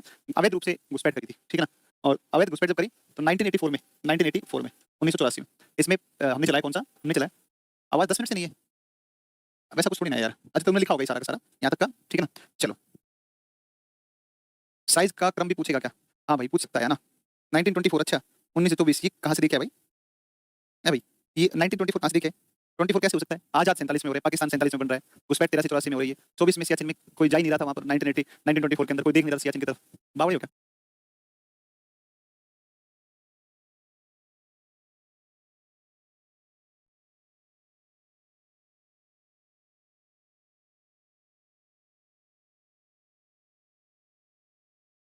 अंदर कोई देख नहीं रहा था सियाचिन की तरफ, बावड़ी हो क्या? कुछ भी नहीं लिखना होता है। तो ये कुल मिला के हैं। अब दो यहाँ पर दर्रे हैं, एक आघिल दर्रा है बहुत इंपॉर्टेंट, एक कराकोरम दर्रा है। तो लिख दो आप इस श्रेणी में किसके बारे में लिखनी है सारी बातें? ये सब इसमें चल रहे हैं, कराकोरम। ये सारा कार्यक्रम कराकोरम में चल रहा है, सारे पॉइंट, है ना? तो ये सारा इसके ऊपर चल रहा है, ये ध्यान रखना, है भाई? ये सारा कार्यक्रम इसमें चल रहा है, कराकोरम में। लिख दो इस श्रेणी में स्थित, इस श्रेणी में स्थित, इस श्रेणी में स्थित, इस श्रेणी में स्थित, इस श्रेणी में स्थित काराकोरम व अघिल, काराकोरम व अघिल, अघिल दर्रों में, दर्रों में काराकोरम विश्व का सबसे ऊंचा दर्रा है। काराकोरम विश्व का सबसे ऊंचा दर्रा है, highest pass of the world. Karakoram विश्व का सर्वोच्च दर्रा है। Karakoram is the highest pass of the world, सर्वोच्च दर्रा है ना? In both of Karakoram and Aghil pass, Karakoram is the highest pass of the world, ठीक है ना? है ना? हाँ, बियाफो, बाल्टोरो, फालतू की कमेंट ज्यादा करते हो, सर्वोच्च दर्रा है, सर्वोच्च दर्रा है। सबसे ऊंचा, दुनिया का सबसे ऊंचा दर्रा कौन सा है? काराकोरम। लेकिन दुनिया का सबसे ऊंचा मोटर वाहन योग्य दर्रा, मोटेबल पास की बात करेगा तो उमलिंगला है ना? तो उमलिंगला आएगा, उमलिंगला, उमलिंगला पास आएगा, ठीक है ना? उमलिंगला पास आएगा, ओके? उमलिंगला पास, उमलिंगला पास, उमलिंगला दर्रा है, ठीक है ना? उमलिंगला सबसे ऊंचा दर्रा आएगा, ठीक है? तो ये यहाँ तक की बातें हमारी हो गई। काराकोरम में लगभग मोटी मोटी सी सारी बातें मैंने आपको बता दी, ठीक है ना? और अब अगर हम बात करें तो सर मैं बीपीएससी का स्टूडेंट हूँ। क्या हो गया भाई बीपीएससी वाले बच्चे को? बीपीएससी स्टूडेंट हूँ, मेरा 91 मार्क्स आ रहा है, फिर भी मैं ऐसे ज्योग्राफी नहीं पढ़ा था। You are great sir, thank you भाई। टिका देता हूँ, ले पढ़ लो एक बार, सारा रोक पढ़े, मुझे पता है कहाँ पर कितना ये लोग कौन कौन से एग्जाम देंगे, है कि नहीं? तो देखो एक बार सुनो, अब तुम ध्यान दो सारे बच्चे।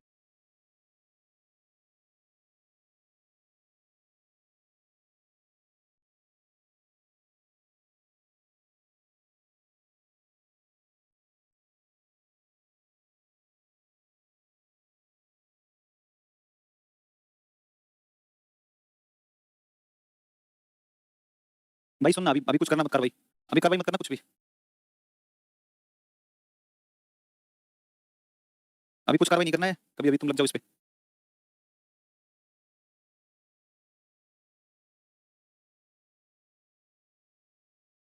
अभी रुकना, मैं खुद बताऊंगा आपको, ऐसे ऐसे बनाओ। भगवान कैलाश, भगवान शिव का घर, कैलाश श्रेणी, काराकोरम श्रेणी।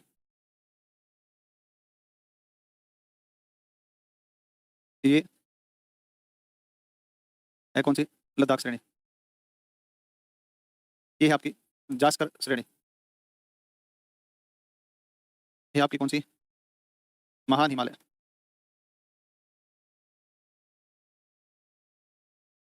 महान हिमालय,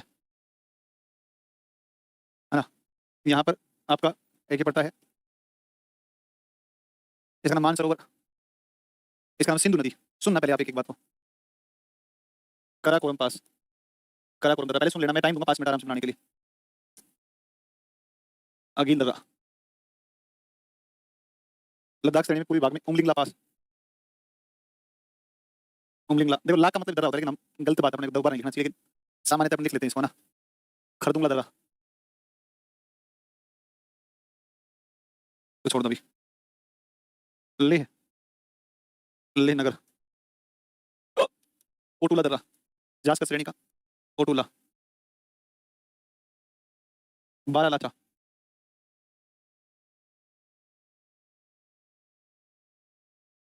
जोजिला दर्रा, लद्दाख, हिमाचल प्रदेश, लद्दाख, लद्दाख, लद्दाख, लद्दाख और लद्दाख।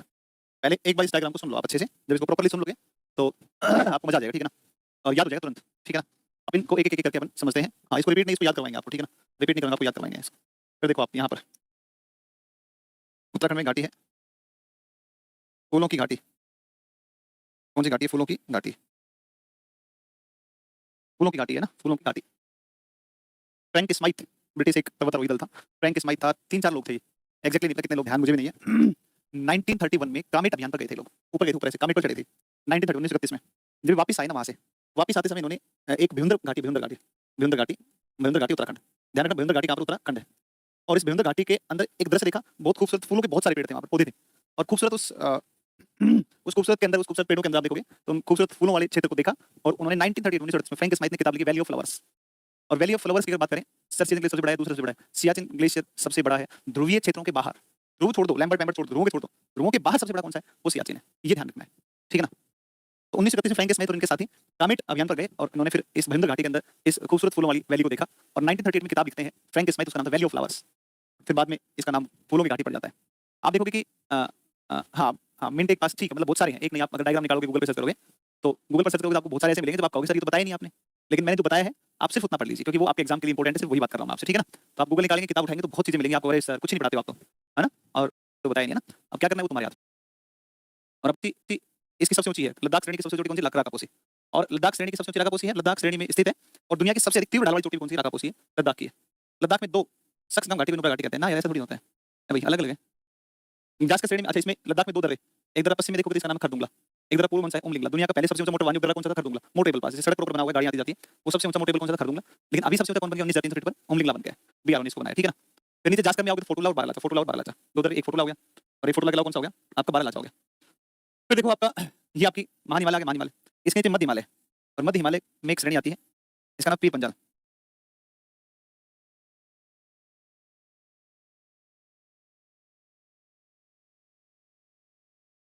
है ना? इसका नाम कौन सा? पीर पंजाल, पीर पंजाल श्रेणी है ना, पीर पंजाल श्रेणी, ओके। और यहाँ पर एक नगर पड़ता है, श्रीनगर पड़ता है, इसका नाम है श्रीनगर, श्रीनगर है ये, कश्मीर घाटी श्रीनगर है ना।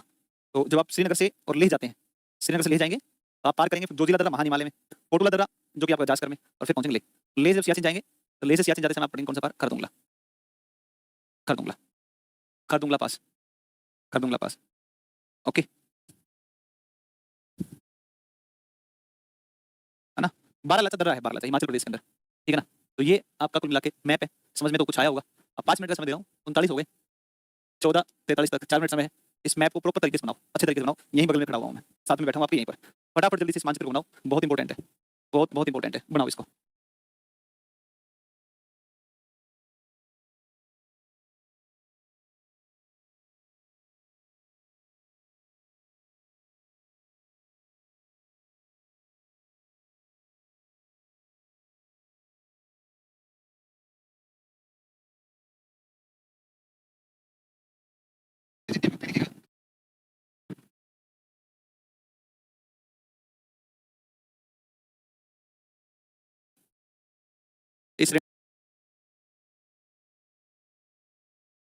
तो आपने लिखी है, तो हेडिंग लिखो लद्दाख श्रेणी।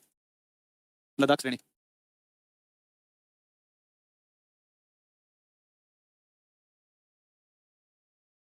सुनो मेरी बात ध्यान से, आप हेडिंग लिख लो। हेडिंग लिखा है क्या आपने? हेडिंग लिखी है काराकोरम के बाद लद्दाख श्रेणी। तो आपने लिखी है, तो हेडिंग लिखो लद्दाख श्रेणी। लद्दाख श्रेणी। लद्दाख श्रेणी। अब इसमें ये तो लिखने की आवश्यकता है नहीं कि लद्दाख श्रेणी कहाँ पर है, तो लद्दाख में ही विस्तार है। देखो इसमें इस श्रेणी में स्थित, इस श्रेणी में स्थित, इस श्रेणी में स्थित राकापोसी चोटी, राकापोसी चोटी, राकापोसी चोटी लद्दाख श्रेणी की सर्वोच्च चोटी, लद्दाख श्रेणी की सर्वोच्च तथा, सर्वोच्च तथा विश्व की सर्वाधिक तीव्र ढाल वाली चोटी है। विश्व की सर्वाधिक तीव्र ढाल वाली चोटी, तीव्र ढाल वाली चोटी, विश्व की सर्वाधिक तीव्र ढाल वाली चोटी है। विश्व की सर्वाधिक तीव्र ढाल वाली चोटी है। हो गया, विश्व की सर्वाधिक तीव्र ढाल वाली चोटी है। क्या लिखा? विश्व की सर्वाधिक तीव्र ढाल वाली चोटी है लद्दाख श्रेणी, नहीं लिख दिया। फिर इसके बाद में आप लिखो, इसके बाद में लिखो आप, इसके बाद में लिखो इस श्रेणी में, श्रेणी में स्थित दर्रे, इस श्रेणी में स्थित दर्रे, स्थित दर्रे। एक लिख दो आप, खरदुंगला दर्रा, खरदुंगला दर्रा लिखो। यह है, यह है दर्रा सियाचिन, लेह को सियाचिन से जोड़ता है, लेह को सियाचिन से जोड़ता है, से जोड़ता है, लेह को सियाचिन से जोड़ता है, लेह को सियाचिन से जोड़ता है। लेह के बारे में बताऊं, सिंधु के दाएं तट में ना, on the right bank of the Indus river in the foot hill region of Ladakh. देखो एक बात समझो, लेह कहां बसा हुआ है? जास्कर श्रेणी है, लद्दाख श्रेणी है। सुन लो एक बार, जास्कर श्रेणी है, ये कौन सी है? लद्दाख श्रेणी। और लद्दाख और जास्कर के बीच से जो नदी का प्रवाह है, ये नदी कौन सी है? सिंधु नदी, सिंधु नदी, सिंधु नदी। ओके, और यहाँ पर जो शहर बसा हुआ है ना, यहाँ पर जो नगर है, इसका नाम है कौन सा? लेह नगर है, लेह, लेह नगर है, लेह। ओके, लेह नगर है भाई, ये कौन सा नगर है? लेह नगर है, ठीक है ना, लेह नगर है, ध्यान रखिएगा ना। तो मैंने कहा कि लद्दाख के फुट हिल्स में तथा सिंधु के दाएं तट पर बसा हुआ है। अब लिखो इसमें, लेह लद्दाख का, लद्दाख की राजधानी है, लेह लद्दाख की राजधानी है, लेह लद्दाख की राजधानी, लद्दाख की राजधानी, राजधानी है जो सिंधु के दाएं तट पर, सिंधु नदी के दाएं तट पर, सिंधु नदी के दाएं तट पर, सिंधु नदी के दाएं तट पर, लेह लद्दाख की राजधानी है जो सिंधु नदी के दाएं तट पर, सिंधु नदी के दाएं तट पर, सिंधु नदी के दाएं तट पर, सिंधु नदी के दाएं तट पर लद्दाख श्रेणी के पदस्थली में स्थित है, लद्दाख श्रेणी की पदस्थली में स्थित है, पदस्थली में स्थित है, पदस्थली में स्थित है, पदस्थली में स्थित है ना, लद्दाख श्रेणी की पदस्थली में स्थित है ना, लद्दाख श्रेणी की पदस्थली में स्थित है। ओके, ये लिख लिया सबने। इसके बाद में आप लिखो, नेक्स्ट आगे लिखो, आगे लिखो। अच्छा, ये सब प्रश्न बहुत काम के हैं, ये सब जो मैंने लिखा है ना, सिंधु के दाएं किनारे लद्दाख की दक्षिणी पदस्थली में, लद्दाख का उत्तर दक्षिण है ना, नॉर्थ, नॉर्थ है ना, काराकोरम नॉर्थ की तरफ आएगा, तो ये उत्तर से दक्षिण है ना, साउथ। ये बना लो, ये ऐसे लिख लो, ये ऐसे ही लिख लो, रिवीजन करने में बड़ी आसानी हो जाएगी, रिवीजन करोगे बड़े आराम से, है ना। तो ये है, यहाँ तक लिख लो। और एक दर्रा उमलिंगला, इस उमलिंगला में बातें करेंगे फिर कल की क्लास में, है ना। तो उमलिंगला के ऊपर कल बात करते हैं, कल से फिर उमलिंगला, उमलिंगला के बारे में कई सारी बातें पढ़नी है, बड़ा इंपॉर्टेंट है उमलिंगला। तो कल से स्टार्ट करते हैं, ठीक है भाई, थैंक यू सो मच।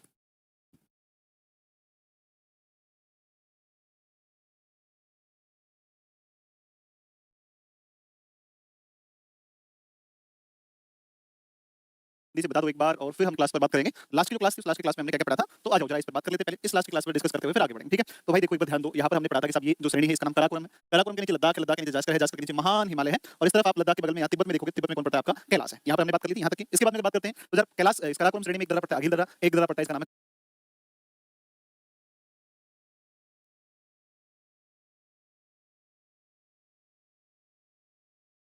की जो क्लास थी, उस लास्ट की क्लास में हमने क्या क्या पढ़ा था, तो आ जाओ जरा इस पर बात कर लेते हैं। पहले इस लास्ट की क्लास पर डिस्कस करते हुए फिर आगे बढ़ेंगे, ठीक है। तो भाई देखो एक बार ध्यान दो, यहाँ पर हमने पढ़ा था कि सब ये जो श्रेणी है इसका नाम काराकोरम है, काराकोरम के नीचे लद्दाख है, लद्दाख के नीचे जास्कर है, जास्कर के नीचे महान हिमालय है, और इस तरफ आप लद्दाख के बगल में यहाँ तिब्बत में देखोगे, तिब्बत में कौन पड़ता है? आपका कैलाश है। यहाँ पर हमने बात कर ली थी, यहाँ तक की। इसके बाद में बात करते हैं, तो जरा कैलाश, इस काराकोरम श्रेणी में एक दर्रा पड़ता है अघिल दर्रा, एक दर्रा पड़ता है, इसका नाम है काराकोरम दर्रा पड़ता है, अघिल दर्रा और काराकोरम। इसके बाद में आप देखोगे काराकोरम दुनिया का सबसे ऊंचा दर्रा है, उस पर हमने बात करी। फिर इस लद्दाख श्रेणी में एक दर्रा खरदुंगा पड़ता है, एक दर्रा आपका उमलिंगला दर्रा पड़ता है, उमलिंगला, उमलिंगला दर्रा पड़ता है। इसके बाद में चलते हो तो आपका यहाँ पर आएगा कौन सा, और यहाँ पर आएगा, इसका नाम है फोटुला दर्रा, फोटुला दर्रा और बारालाचा दर्रा, ये दोनों दर्रे आपके जास्कर श्रेणी में है। इसी जास्कर श्रेणी के अंदर आपको दिखाई देगा, और इसी जास्कर में आपको दिखेगा क्या, इसी में में देखिएगा एक चोटी जिसका नाम है कौन सी, कामेट है। Kamet is the highest peak of Zanskar range. और इस कामेट अभियान के दौरान, कामेट मिशन, फ्रैंक स्माइथ और दोस्तों के द्वारा जो कामेट अभियान किया गया, उस कामेट अभियान से वापस लौटते समय कामेट के ऊपर चढ़ रहे थे। भयंदर घाटी के अंदर स्थित है आपकी फुलुन घाटी। भयंदर घाटी से होकर और कामेट चोटी के ऊपर फ्रैंक स्माइथ और इनके दोस्त चढ़े 1931 में। और जब वापस लौटे तो जब अरे दर्रे का मतलब पास जो होता है, पर्वतों के बीच के रास्ते जिनसे आवागमन किया जाता है, नदियां प्रवाहित होती हैं, उनको दर्रे कहते हैं। तो जब फ्रैंक स्माइथ और इनके दोस्त वापस 1931 में कामेट के ऊपर चढ़ के वापस लौट रहे थे, उनकी निगाह पड़ी एक क्षेत्र के ऊपर और वो बड़ा सुंदर एक फूलों का क्षेत्र था, बड़े पुष्प वाले पादप लगे हुए थे, पौधे लगे हुए थे। और उसको देख करके उन्होंने कहा फ्लावर वैली। और 1938 के अंदर फ्रैंक स्माइथ ने किताब लिखी जिसका नाम था फ्लावर वैली, है ना। और फ्लावर वैली ऑफ फ्लावर्स लिखी। और उसी वैली ऑफ फ्लावर्स के बाद में उत्तराखंड की इस घाटी का नाम पड़ा, फूलों की घाटी दुनिया भर में प्रसिद्ध हुई। और आज देखोगे तो इसकी लोकेशन ये जास्कर और महान हिमालय के बीच में स्थित है। जास्कर और महान हिमालय के बीच में आएगी, जास्कर और महान हिमालय के बीच में आएगी। चलिए उत्तराखंड पर चलेंगे तो वहां पर आदि कैलाश की बात करेंगे। वहां पर फिर आपका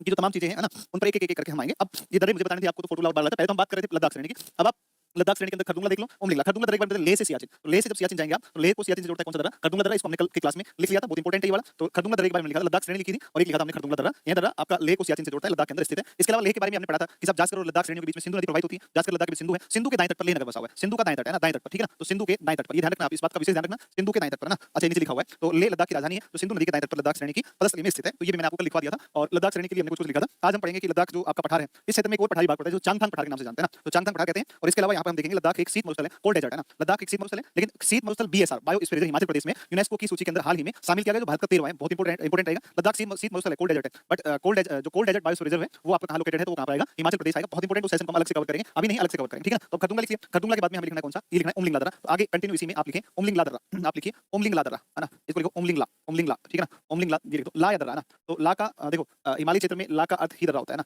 हिमालय क्षेत्र में ला दर्रे को स्थानीय भाषा में ला कहा जाता है। हिमालय क्षेत्र में तो हिमालय क्षेत्र में दर्रे को स्थानीय भाषा में ला कहा जाता है, ठीक है। स्थानीय भाषा में ला कहा जाता है, ये ध्यान रखना भाई। ला भाषा में ला कहा जाता है, ठीक है। ला कहा जाता है, ला कहा जाता है, ये आपको ध्यान रखना है। ला कहा जाता है, ये ध्यान रखना है, ला कहा जाता है, राइट, ला कहा जाता है। तो हिमालय क्षेत्र में दर्रे को स्थानीय भाषा में क्या कहते हैं, ला कहते हैं, ला, ठीक है। तो उमलिंग ला जो है, ये उमलिंग ला पे अगर हम बात देखो, अगर हम खाली इतना लिख दें तो ये ज्यादा बेटर है ना। खैर हमने इसमें उमलिंग ला दर्रा लिख दिया। देखो उमलिंग ला विश्व, देखो इसमें आप सबसे पहले लिखो विश्व का सर्वोच्च मोटर वाहन योग दर्रा है ना। विश्व का सर्वोच्च मोटरेबल पास है, मोटर वाहन योग दर्रा है, मोटर वाहन योग दर्रा है, एक तो ये लिखना है ना। तो मोटर वाहन योग दर्रा है, ठीक है, मोटर वाहन योग दर्रा है, एक बात होगी। देखो ये जो है ये कितनी ऊंचाई पर है, तो 19,300 फीट के ऊपर ऊंचाई पर स्थित है। देखो मैं आपको एक डेटा दिखाता हूं उमलिंगला के बारे में, ठीक है ना। उमलिंगला, ठीक है ना, उमलिंगला पास, ठीक है। उमलिंगला पास देखो ये बीआरओ ने इसको प्रोजेक्ट हिमांग के अंतर्गत इससे सड़क का निर्माण किया, ठीक है ना। तो अच्छा इसको क्यों लिख रहे हैं आपने, ये देखते हैं ये वाला, ठीक है ना, उमलिंगला। तो देखो वो जो कहता है ना बीआरओ ने जो लिखा है, वो बीआरओ ने लिखा है क्या, इसको बीआरओ ने लिखा है, बीआरओ ने लिखा है कुछ और डेटा अपने जो क्या कहते हैं जो रोड ट्रांसपोर्ट मिनिस्ट्री है ना, रोड ट्रांसपोर्ट मिनिस्ट्री है, उसका डेटा कुछ अलग है, ठीक है ना।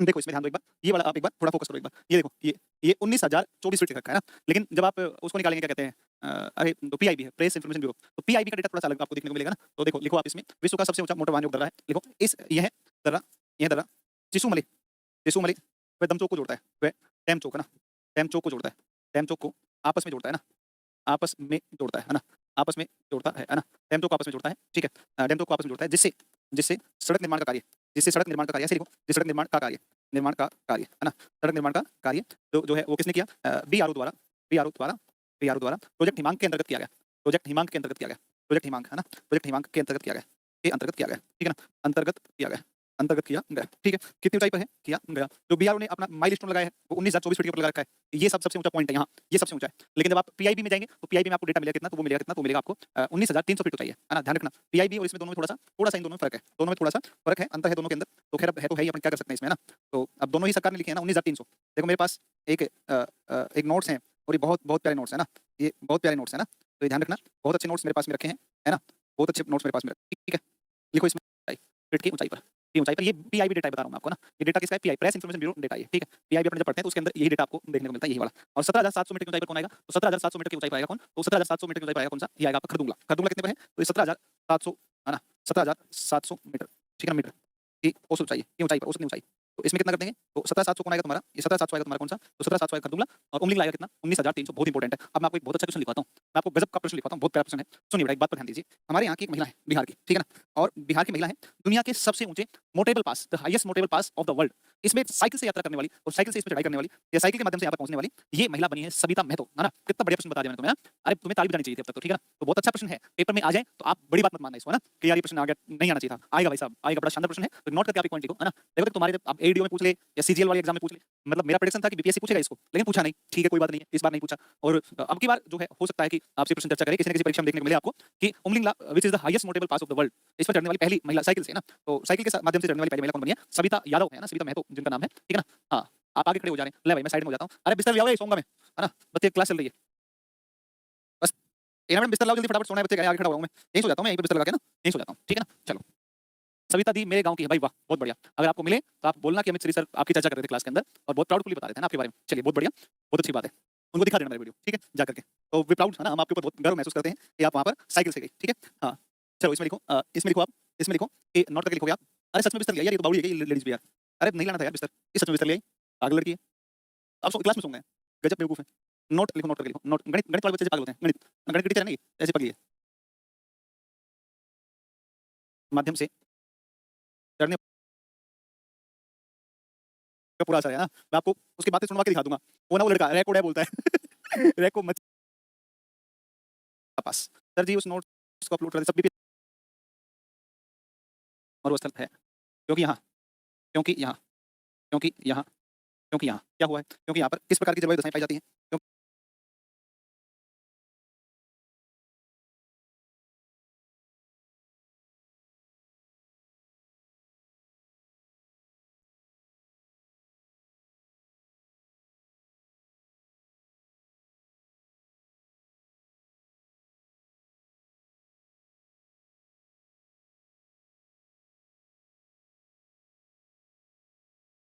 क्योंकि यहाँ शुष्क जलवायु दशाओं का विकास हुआ है, जलवायु जलवायु दशाओं का विकास,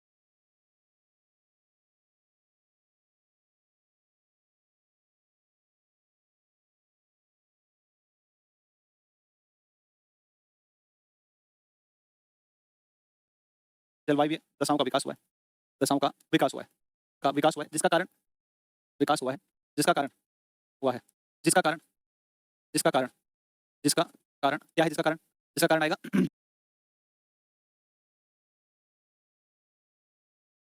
क्या हुआ है? क्योंकि यहाँ पर किस प्रकार की जलवायु दशाएं पाई जाती हैं? क्योंकि यहाँ पर अर्ध शुष्क शुष्क दशाओं का जलवायु दशाओं का विकास हुआ है, ठीक है? तो लिख दो आप इसमें, इसमें लिख दो, क्योंकि यहाँ शुष्क जलवायु दशाओं का विकास हुआ है, शुष्क क्योंकि यहाँ शुष्क जलवायु दशाओं का विकास हुआ है, जलवायु जलवायु दशाओं का विकास हुआ है, दशाओं का विकास हुआ है, जिसका कारण विकास हुआ है, जिसका कारण हुआ है, जिसका कारण जिसका कारण जिसका कारण क्या है? जिसका कारण आएगा शीत मरुस्थल है, क्योंकि यहाँ सूर्य का विकास, जिसका कारण इस प्रदेश का इस प्रदेश का इस प्रदेश का इस प्रदेश का महान हिमालय की वृष्टि छाया क्षेत्र में, हिमालय के वृष्टि छाया क्षेत्र, हिमालय के वृष्टि छाया क्षेत्र में स्थित होना है, वृष्टि छाया क्षेत्र में वृष्टि छाया क्षेत्र में स्थित होना है, में स्थित होना है, में स्थित होना है, ठीक है ना? में स्थित होना है, ठीक है? महान हिमालय के वृष्टि छाया क्षेत्र में स्थित होना है ना? तो Ladakh is a cold desert because dry climatic conditions are extended in this region, which region is that Ladakh region is located in the rain shadow area of Great Himalaya, rain shadow area of Great Himalaya, rain shadow region of Himalaya, rain shadow region of Himalaya, है ना? तो ये कुल मिला के तुम्हारा है, ठीक है? अब ऐसा क्यों है, इसको खाली लिख देने से भला नहीं होगा, इसको थोड़ा समझते हैं, बट अच्छे से समझते हैं और बढ़िया से इसको समझेंगे तो आपको कॉन्सेप्ट बढ़िया बन जाएगा और आप एग्जाम में जो है रटना नहीं पड़ेगा आपको, ठीक है ना? रटना नहीं पड़ेगा, ठीक है ना? रटना नहीं पड़ेगा, ये देख लीजिएगा आप, है ना? ये देख लो एक बार आप, ये आप देख लो एक बार, मैं आपको कुछ बेसिक कॉन्सेप्ट बताता हूँ,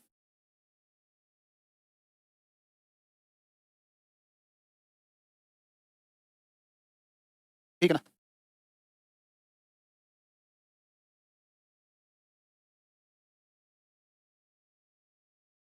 ये आपकी विंड्स आई है ना, ये आपकी मॉनसून विंड्स आ रही है, ठीक है? मान लो ये मॉनसून विंड्स है, ये आपकी कौन सी है? मॉनसून विंड्स है ना? ह्यूमिड मॉनसून विंड्स है ना, ह्यूमिड मॉनसून विंड्स है ना, ह्यूमिड मॉनसून विंड्स है, ठीक है ना? आर्द्र मानसूनी पवने, ओके?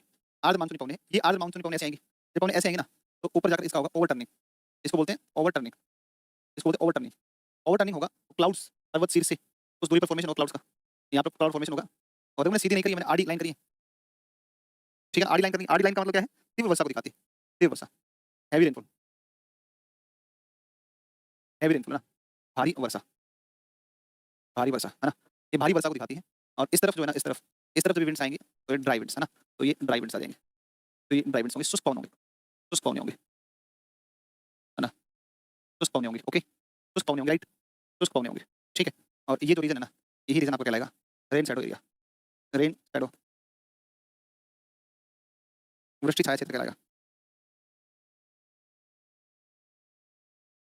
वृष्टि छाया क्षेत्र कहलाएगा ये वाला। हुआ कुछ समझ में आया? विंड्स इधर से आई, ह्यूमिड विंड से, है ना? ह्यूमिड विंड से मतलब आपकी आर्द्र पवने ऐसे आएंगी, पर्वत के साथ टकराएंगी, पर्वत के साथ में टकरा कर ऊपर उठेंगी, ऊपर उठेंगे, ऊपर उठ के over turning of the winds होगा। क्लाउड छोटी सी कुछ दूरी पर इस तरफ बनेंगे, ये क्लाउड इधर क्या करेंगे, बारिश करेंगे, हेवी रेन हो जाएगी, उस तरफ जाएगी तो ड्राई विंड्स रह जाएगी और बहुत कम बारिश करेगी, मतलब 15 20 25 सेंटीमीटर बारिश करेगी, है ना? आप कह दो कि लेस देन कितना रेनफॉल होगा, है ना? Rainfall less than 50 centimetre, 50 centimetre से कम होगा, ये 500 mm कह दो आप इसको, 50 सेंटीमीटर से कम बारिश होगी और ये आपका रीजन कहलाएगा रेन शैडो एरिया कहलाएगा। रेन शैडो रीजन है, यही है रेन शैडो रीजन। बताओ ये बेसिक कॉन्सेप्ट कुछ समझ में आया कि नहीं आया बताओ? हुआ कि नहीं हुआ बताओ भाई? यहाँ पर समझ में आया कि नहीं आया? तो आप एक काम करो, ये वाला डायग्राम बनाओ पहले, मैं यहीं पर आपके सामने में ही बैठा हूँ, यहीं पर बैठा हूँ, ये रहा, यहीं पर, ठीक है ना? इसको बना लो आप एक बार, चलो समझ गए? हाँ समझ गए तो आप इसको लिखो। सर आप कितने अच्छे से बना लेते हैं, तब ना खान सर इतना सारा पैसा देते हैं, तब ना हम केजीएस में नहीं बना पाते तो क्यों होते हैं यहाँ पर, है बेटा? आपके साथ में आपके सामने में जो फैकल्टी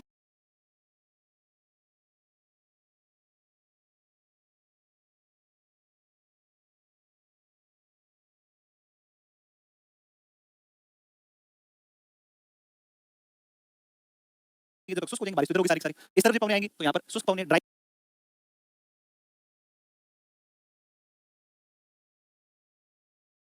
लिखा सबने?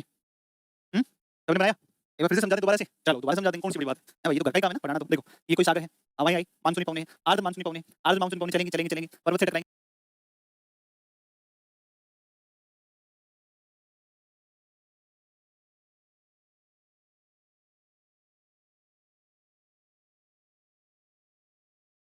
आर्द्र मानसूनी पवने चलेंगी चलेंगी चलेंगी, पर्वत से टकराएंगी, ऊपर उठेंगे, ओवर टर्निंग होगा, विंड्स ऐसे ऐसे मुड़ जाएंगे, ऐसे मुड़ेंगे, क्लाउड फॉर्मेशन होगा, बारिश होगी, हेवी रेनफॉल हो जाएगा। ये पवने जब इधर आएंगे जब शुष्क हो जाएंगे, बारिश इधर होगी सारी की सारी, इस तरफ से पवने आएंगी तो यहाँ पर शुष्क पवने ड्राई विंड्स आएंगी तो बारिश करेंगे बहुत कम, 50 सेंटीमीटर से कम बारिश करेंगे, इसे हम वृष्टि छाया क्षेत्र कहते हैं। ये बात समझे? आप क्लियर हुआ? अब मैं डायग्राम बताता हूँ, उसको आप एक बार सुनो, बहुत बड़ा डायग्राम, लद्दाख के बारे में कुछ और बातें बताएंगे, ठीक है ना? देखो एक बार, देखो ये इस तरीके से हमारा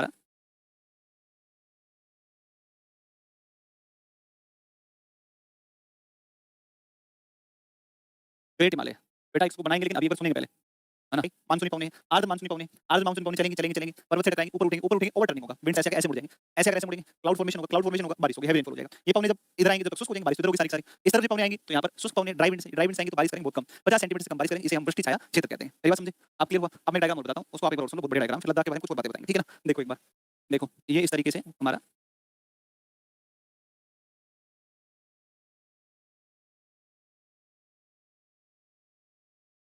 ग्रेट हिमालय, बेटा इसको बनाएंगे लेकिन अभी एक बार सुनेंगे पहले, है ना? एक बार पहले सुन लेंगे फिर बना लेंगे इसको ना।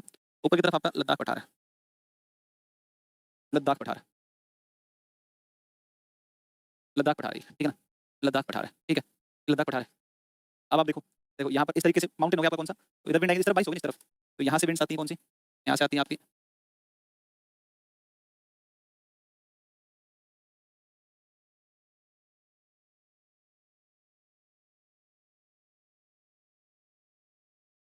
इस तरफ बारिश हो जाएगी ना,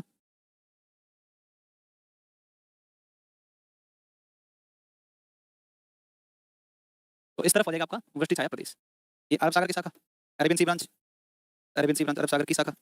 मैं इंग्लिश में भी थोड़ा थोड़ा बोल दे रहा हूँ ना, इंग्लिश मीडियम वाले बच्चे भी अपना इंग्लिश में लिख लेना, बे ऑफ बंगाल ब्रांच है ना, बंगाल की खाड़ी की शाखा, बंगाल की खाड़ी की शाखा, बंगाल की खाड़ी की शाखा, ओके? तो ये बंगाल की खाड़ी की शाखा, राइट, ठीक है?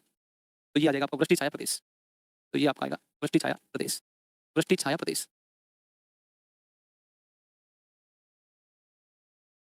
वृष्टि छाया प्रदेश, ठीक है ना? वृष्टि छाया प्रदेश आपका आ जाएगा, ओके? वृष्टि छाया प्रदेश आपका, समझे बात को? इसको आप एक काम करो, तो आप इसको एक काम करो, इसको बनाओ जल्दी फटाफट एक बार, है भाई? इसको बनाओ, इसको जल्दी से, डायग्राम को बनाओ। लद्दाख एक वृष्टि छाया प्रदेश में स्थित है, लिखा सबने? हो गया? हाँ,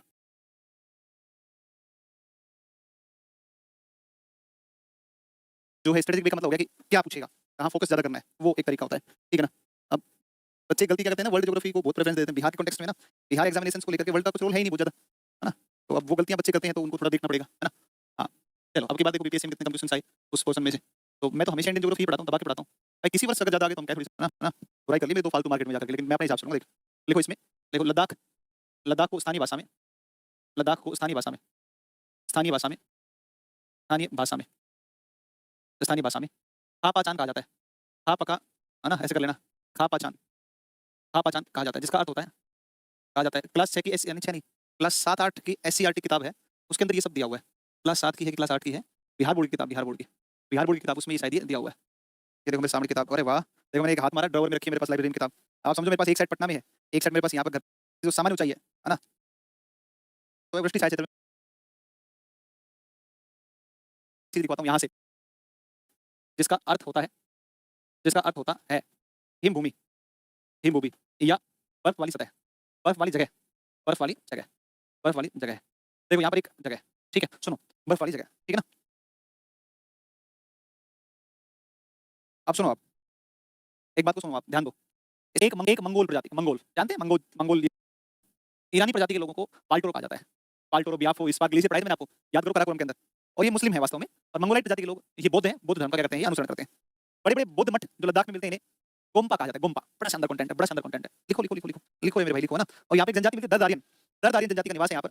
दरदारियन जनजाति आपकी जम्मू कश्मीर लद्दाख के अंदर मिलती है, और ये अपने आप को आर्य, आर्य कहते हैं, मूल आर्य अपने आप को मानते हैं, मूल आर्य मानते हैं ना? हाँ, चंगेज़ खान शासक था।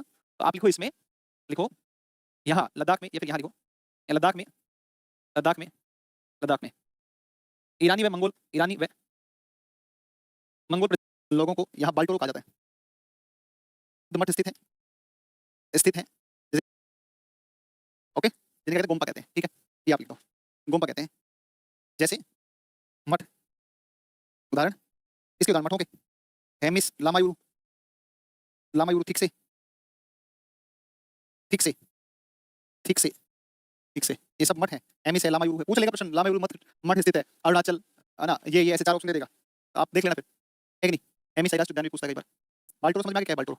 बाल्टोरो ग्लेशियर भी है ना?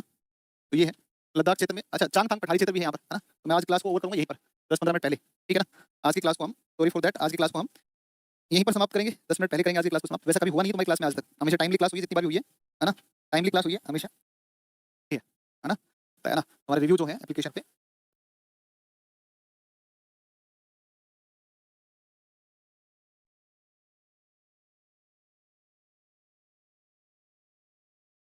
श्रेणी पर आए हैं, वो श्रेणी कौन सी है? जास्कर। ये श्रेणी कौन सी है? जास्कर, ठीक है ना? तो अब जास्कर रेंज पर बात करेंगे। जास्कर इस पर फोटोला और बारालाचा, ये 2 आपके दर आते हैं। एक आता है बारालाचा और एक आता है कौन सा? फोटोला आता है। तो अब आप लिखिए हेडिंग, और हाँ, बिल्कुल लद्दाख पढ़ लिया ना? अब हम पढ़ते हैं किस पर? अब हम जास्कर श्रेणी पर बात करेंगे, ठीक है? जास्कर श्रेणी पर बात करेंगे। इस जास्कर में एक चोटी पड़ती है कामेट, तो Kamet is the highest peak of, is the highest peak of, Kamet is the highest peak of Zanskar range. और यहीं पर मैं आपको फूलों की घाटी के बारे में बता दूंगा, ठीक है ना? हाँ सर, ऑलवेज कुछ मिनट लेट क्यों दिखता है हम लोग को क्लास? तो देखो, मैं जो है ना, मैंने 2:02 पर क्लास को स्टार्ट कर लिया था, यहाँ से हमारी टीम ने लाइव कर दिया।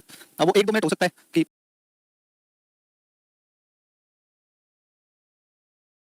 और बारालाचा, ये 2 आपके दर आते हैं। एक आता है बारालाचा और एक आता है कौन सा? फोटोला आता है। तो अब आप लिखिए हेडिंग, और हाँ, बिल्कुल लद्दाख पढ़ लिया था। अब हम पढ़ते हैं किस पर? अब हम जास्कर श्रेणी पर बात करेंगे, ठीक है? जास्कर श्रेणी पर बात करेंगे। इस जास्कर में एक चोटी पड़ती है कामेट, तो Kamet is the highest peak of, is the highest peak of, Kamet is the highest peak of Zanskar range. और यहीं पर मैं आपको फूलों की घाटी के बारे में बता दूंगा, ठीक है ना? हाँ सर, ऑलवेज कुछ मिनट लेट क्यों दिखता है हम लोग को क्लास? तो देखो, एक टेक्निकल सिस्टम होगा, उसमें कुछ रहता होगा, मुझे भी ज्यादा जानकारी इन तकनीकी चीजों की नहीं है, तो मैं जास्कर बता रहा हूँ, फूलों की घाटी बता देता हूँ। जास्कर फूलों की घाटी और दोनों दर्रे के बारे में बात कर रहा हूँ आपसे, ठीक है? तो आप हेडिंग लिखिए, आप हेडिंग लिखिए जास्कर श्रेणी, हेडिंग लिखिए जास्कर श्रेणी, जास्कर श्रेणी लिखो, जास्कर श्रेणी, जास्कर श्रेणी, इसको लिखो आप, जास्कर श्रेणी को। इसमें आप लिखेंगे जास्कर रेंज में, लिखो इसका विस्तार, लिखो इसका विस्तार, इसका विस्तार जम्मू कश्मीर, हिमाचल प्रदेश, जम्मू कश्मीर, हिमाचल प्रदेश तथा उत्तराखंड में मिलता है, उत्तराखंड में मिलता है, उत्तराखंड में मिलता है, उत्तराखंड में मिलता है, जम्मू कश्मीर, हिमाचल प्रदेश, उत्तराखंड में मिलता है। तो लिखो इस श्रेणी में स्थित, लिखो भाई इस श्रेणी में स्थित कामेट शिखर 7756 इसको चाहिए में स्थित कामेट शिखर, कामेट शिखर, कामेट शिखर, कामेट शिखर 7756 मीटर, कामेट शिखर, इस श्रेणी में स्थित कामेट शिखर, कामेट शिखर जास्कर की सर्वोच्च चोटी है, जास्कर की सर्वोच्च चोटी, की सर्वोच्च चोटी, सर्वोच्च चोटी, सर्वोच्च चोटी, सर्वोच्च चोटी है, ठीक है ना? सर्वोच्च चोटी लिख दिया, सर्वोच्च चोटी है। अब मैंने आपको कल स्टोरी बताई थी, अभी ऐसे बनाना मत आप, ये आपका जास्कर रेंज है और यहाँ पर आपका शिखर है कौन सा? ये आपका शिखर कौन सा है? इसका नाम है कामेट, ये कामेट शिखर है, ओके? ये कामेट शिखर है, राइट? ये कामेट शिखर है 7756 मीटर, 7756 मीटर। और अगर आप देखोगे तो यहाँ से आपका कौन गया? यहाँ से कौन गए? तो यहाँ से नीचे की तरफ आपका जो हिमालय कौन सा? ग्रेट हिमालय। और यहाँ से आप गए थे फ्रैंक स्माइथ, इसके ऊपर कौन गए थे? फ्रैंक स्माइथ, फ्रैंक स्माइथ नहीं आएगा पेपर में ना, नहीं आएगा पेपर में, फ्रैंक स्माइथ, और इनके दोस्त गए थे, ठीक है ना। तो ये था कामेट अभियान था, Kamet mission. It was Kamet mission in 1931, okay. 1931 के कामेट मिशन जो हुआ, उस कामेट मिशन के से वापस लौटते समय, है ना, तो during the returning from Kamet mission, this valley was discovered by Frank Smythe and friends, ठीक है ना। तो इनके दोस्त फ्रैंक स्माइथ ने इस वैली को खोजा था पहली बार। तो जब ये वापस आ रहे थे कामेट मिशन से, तब एक वैली पड़ती है भीमंदर वैली, अभी भी है भीमंदर वैली। तो भीमंदर वैली के अंदर एक एरिया जहां पर बहुत सुंदर फूल खिले हुए थे, और उस सुंदर फूलों की घाटी को फ्रैंक स्माइथ ने 1938 में एक किताब लिखी, और वो किताब का नाम था कौन सी, वैली ऑफ फ्लावर्स। और उसी किताब के अंदर जो है, उसी किताब के अंदर इस फ्लावर घाटी या फ्लावर वैली की क्या हुई, पहचान हुई, ठीक है ना। तो बताइए इन्होंने, तो देखो 1931 में एक कामेट मिशन था, है ना। It was Kamet mission by Frank Smythe and friends, Kamet.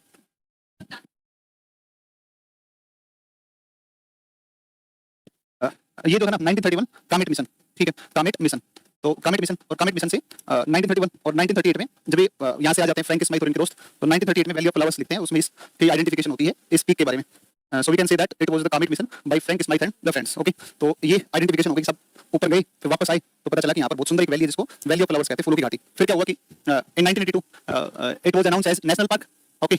इसको 1982 में नेशनल पार्क, 2005 में इसको यूनेस्को की विश्व धरोहर सूची के अंदर भी शामिल कर लिया गया। तो फूलों की घाटी के बारे में आप मेरे भाई आगे लिखो, इसमें आगे, है ना। तो आप लिखोगे इसमें, लिखो इस घाटी की, अच्छा अच्छा, इसमें ऐसे लिखो आप, नोट करके लिखो, नोट करके, नोट करके लिखो आप, नोट करके, और नोट करके लिखोगे कि नोट करके लिखोगे आप क्या कि जास्कर श्रेणी, जास्कर श्रेणी तथा महान हिमालय, तथा महान हिमालय, महान हिमालय, महान हिमालय मतलब ग्रेट हिमालय के बीच फूलों की घाटी स्थित है, के बीच फूलों की घाटी स्थित है, फूलों की घाटी स्थित है, घाटी स्थित है, ठीक है ना, फूलों घाटी स्थित है, ओके, फूलों घाटी स्थित है, बस इतना ही लिख सकते हैं आप, है ना। और इसे जिसे कंटिन्यूस में, तो जिसे 1982 में नेशनल पार्क, राष्ट्रीय उद्यान, राष्ट्रीय उद्यान, राष्ट्रीय उद्यान तथा राष्ट्रीय उद्यान तथा वर्ष 2005 में, तथा वर्ष 2005 में यूनेस्को की विश्व धरोहर सूची में शामिल कर दिया गया। वर्ष 2005 में यूनेस्को की वर्ल्ड हेरिटेज लिस्ट में, यूनेस्को की विश्व धरोहर सूची में शामिल कर दिया गया, विश्व धरोहर सूची में शामिल किया गया, विश्व धरोहर सूची में शामिल किया गया, सूची में शामिल किया गया, सूची में शामिल किया गया, शामिल किया गया, किया गया, विश्व धरोहर सूची में शामिल किया गया। ये ध्यान रखिएगा, विश्व धरोहर सूची में शामिल कर दिया गया, ठीक है ना। तो ये ध्यान रखिएगा। तो ये कुछ जानकारियां हैं, मैं आपको साइड में लिख देता हूं, देखो आप प्लीज इसको भले याद मत करना, मैं फिर बता रहा हूं, आप मत याद करना, मत इसको लिखना, कोई जरूरत नहीं है, लेकिन फिर मैं बता रहा हूं आपको, मैं वापस दोबारा टेक्निकल टीम को दे दूंगा पीडीएफ 30 तारीख की, आपके पास अवेलेबल है ना, ये 30 की तो है पीछे वाली, है ना, तो दे देंगे वापस से। मैं फिर बता रहा हूं, कामेट मिशन, है ना, Kamet mission, Kamet mission, mission in 1931 by Frank Smythe, Frank Smythe and team, है ना। फिर एक आप लिखोगे in 1938 book the valley valley of flowers, valley of flowers was written by Frank Smythe, Frank Smythe, है ना, फ्रैंक स्माइथ, ठीक है ना। तो ये काम नहीं आएगी, मैं फिर से कह रहा हूं तुम्हें, है ना, तो ये काम नहीं आएगी, लेकिन फिर भी थोड़ा सा देख लेना, दिमाग में रखना, हल्का फुल्का फ्रैंक स्माइथ नाम दिमाग में रखना, तो हो जाएगा काम, ठीक है ना। स्क्रीन सही से नहीं दिख रहा है, स्क्रीन सही दिख रहा है क्या? ये क्लास तो मैं बीपीएससी निकालने का सोच रहा हूँ, आप बोल रहे हैं ये और कहीं काम आएंगे। अरे यार तुम तो अच्छे बावड़े वाला को, अरे भाई ऐसा मैंने क्या कहा ऐसा, अभी साफ है क्या स्क्रीन ब्लर, अभी ठीक है, नहीं अभी ठीक होना चाहिए भाई, अभी सही है बिल्कुल, अब सही है यार, अब बिल्कुल साफ है ना, अब देखो ना, ठीक है। चलो ये वाला आप लिख लो, ये वाला लिख लो आप, ये वाला ना, ये लिख लो, अगर लिखो तो जरूरी नहीं है ना, जरूरी नहीं है, लेकिन ये काम का नहीं है, तुम्हारे पेपर में नहीं आएगा, उत्तराखंड पीसीएस में आता है ये वाला, तुम्हारे नहीं आएगा, ठीक है, बिहार पीसीएस में, लेकिन हल्का फुल्का माइंड में जरूर रख के चलना है इसको, क्योंकि थोड़ा रेयर क्वेश्चन है ना। लेकिन ये लोकेशन आप बहुत अच्छे तरीके से आप देख लेना कि जास्कर वैली और ग्रेट हिमालय के बीच में वैली ऑफ फ्लावर्स है ना बेटा, ये जरूर देख लेना एक बार, ये थोड़ा सा रेयर क्वेश्चन है, मतलब बढ़िया अच्छा क्वेश्चन है ना। तो अच्छा बढ़िया क्वेश्चन मैंने आपको ये बताया, ये वाला ये बहुत प्यारा क्वेश्चन बता दिया, इस पे आप जरूर फोकस करिए इस क्वेश्चन पर, ठीक है ना, जरूर फोकस करना इसके ऊपर, ठीक है। तो ये हो गया, अब दो पास है, एक फोटोला पास है और सेकंड पास कौन सा है, विच इज बारालाचाला पास, ठीक है ना। तो कामेट शिखर की हाइट एक बार और 7756, क्या गड़बड़ है क्या, सही है ना, है भाई, 78 सतह है नंदा देवी की, हाँ ठीक है। हाँ अगर पूछ दिया तो बिल्कुल सही बात है ना। चलो अब हम लिखते हैं अगला फोटोला पास, आप लिखो फोटोला, फोटोला ऐसे लिख सकते हैं, देखो ला का मतलब ही पास होता है ना, या इसको आप सीधा फोटोला कर दो, फोटोला कह दो आप, है ना, ला का मतलब ही पास होता है, तो ला का मतलब ही पास होता है, लिख दो इसमें, जम्मू कश्मीर में स्थित है, जम्मू कश्मीर में स्थित है, जम्मू कश्मीर में स्थित है, जम्मू कश्मीर में स्थित है, जम्मू कश्मीर में स्थित है, ठीक है ना, जम्मू कश्मीर में स्थित है। और एक और इसमें आप देखोगे तो श्रीनगर को ले से जोड़ता है ना, तो कनेक्ट श्रीनगर एंड ले, श्रीनगर को ले से जोड़ता है, ले से जोड़ता है, ठीक है ना, श्रीनगर को ले से जोड़ता है, ये इसके बारे में दूसरा ध्यान, श्रीनगर को ले से जोड़ता है, जम्मू कश्मीर में स्थित है। एक और लिखो बारालाचाला दर्रा, बारालाचाला, बारालाचाला, है ना, ये इसको बड़ा लाचा, बड़ा लाचा कहते हैं, लाचा, बारालाचाला। तो इसमें आप लिख दो हिमाचल प्रदेश में स्थित है, हिमाचल प्रदेश में स्थित है, मनाली को ले से जोड़ता है, और ये किन को जोड़ता है, मनाली को ले से जोड़ता है, मनाली को ले से जोड़ता है, को ले से जोड़ता है, मनाली को ले से जोड़ता है, ठीक है ना, मनाली को ले से जोड़ता है। अब तुम बीपीएससी मेंस के बच्चे होते हैं, मैं तुम्हें थोड़ा सा और चीजें बताता अलग से, इसको इतना नहीं बताता, इसको तो केवल एक लाइन लिखती है, इसमें दो दर्रे फोटो और बारालाचा है बस। लेकिन थर्ड वाला कॉन्सेप्ट मैं आपको बताता हूँ, सुनो बता देता हूँ, तुम अगर लिखने का मन हो तो बता देना, मैं लिखवा दूंगा, लेकिन ठीक है ना। इसको एक बार ध्यान से सुनो आप, ऊपर लद्दाख, जास्कर, और इधर से है ग्रेट हिमालय। मैं आपको ये क्या तुमने सटा के बना दिया यार, ऐसे कौन सटाता है पहाड़ों को इतना नजदीक नजदीक। इसको देख के तो लग रहा है कि Zanskar is the part of great Himalaya. सही बात है, जास्कर को देख के ऐसे लगता है कि Zanskar is the part of great Himalaya. बात समझ में नहीं, पल्ली नहीं पड़ी क्या कहेगा मास्टर, पल्ली नहीं पड़ा होगा क्या कहेगा मास्टर, कहना क्या चाह रहा है पता नहीं। मैं फिर से रिपीट कर रहा हूं अपनी बात को, दोबारा सुनना एक बार। डायग्राम देख के लग रहा है, डायग्राम देख के लग रहा है, डायग्राम देख के लग रहा है कि जास्कर जास्कर वो नहीं, जितना पढ़ा रहा हूं केवल उतना ही, और बाकी क्वेश्चंस कर लेना तुम, उसके अलावा कुछ नहीं करना है। सर एचपी का मतलब क्या है? एचपी का मतलब हिंदुस्तान पेट्रोलियम। एचपी का मतलब हिंदुस्तान पेट्रोलियम है, तो 12 लाख हिंदुस्तान पेट्रोलियम में स्थित है, ये है इसका मतलब, ठीक है ना। ऐसे इसका मतलब हिंदुस्तान पेट्रोलियम है ना।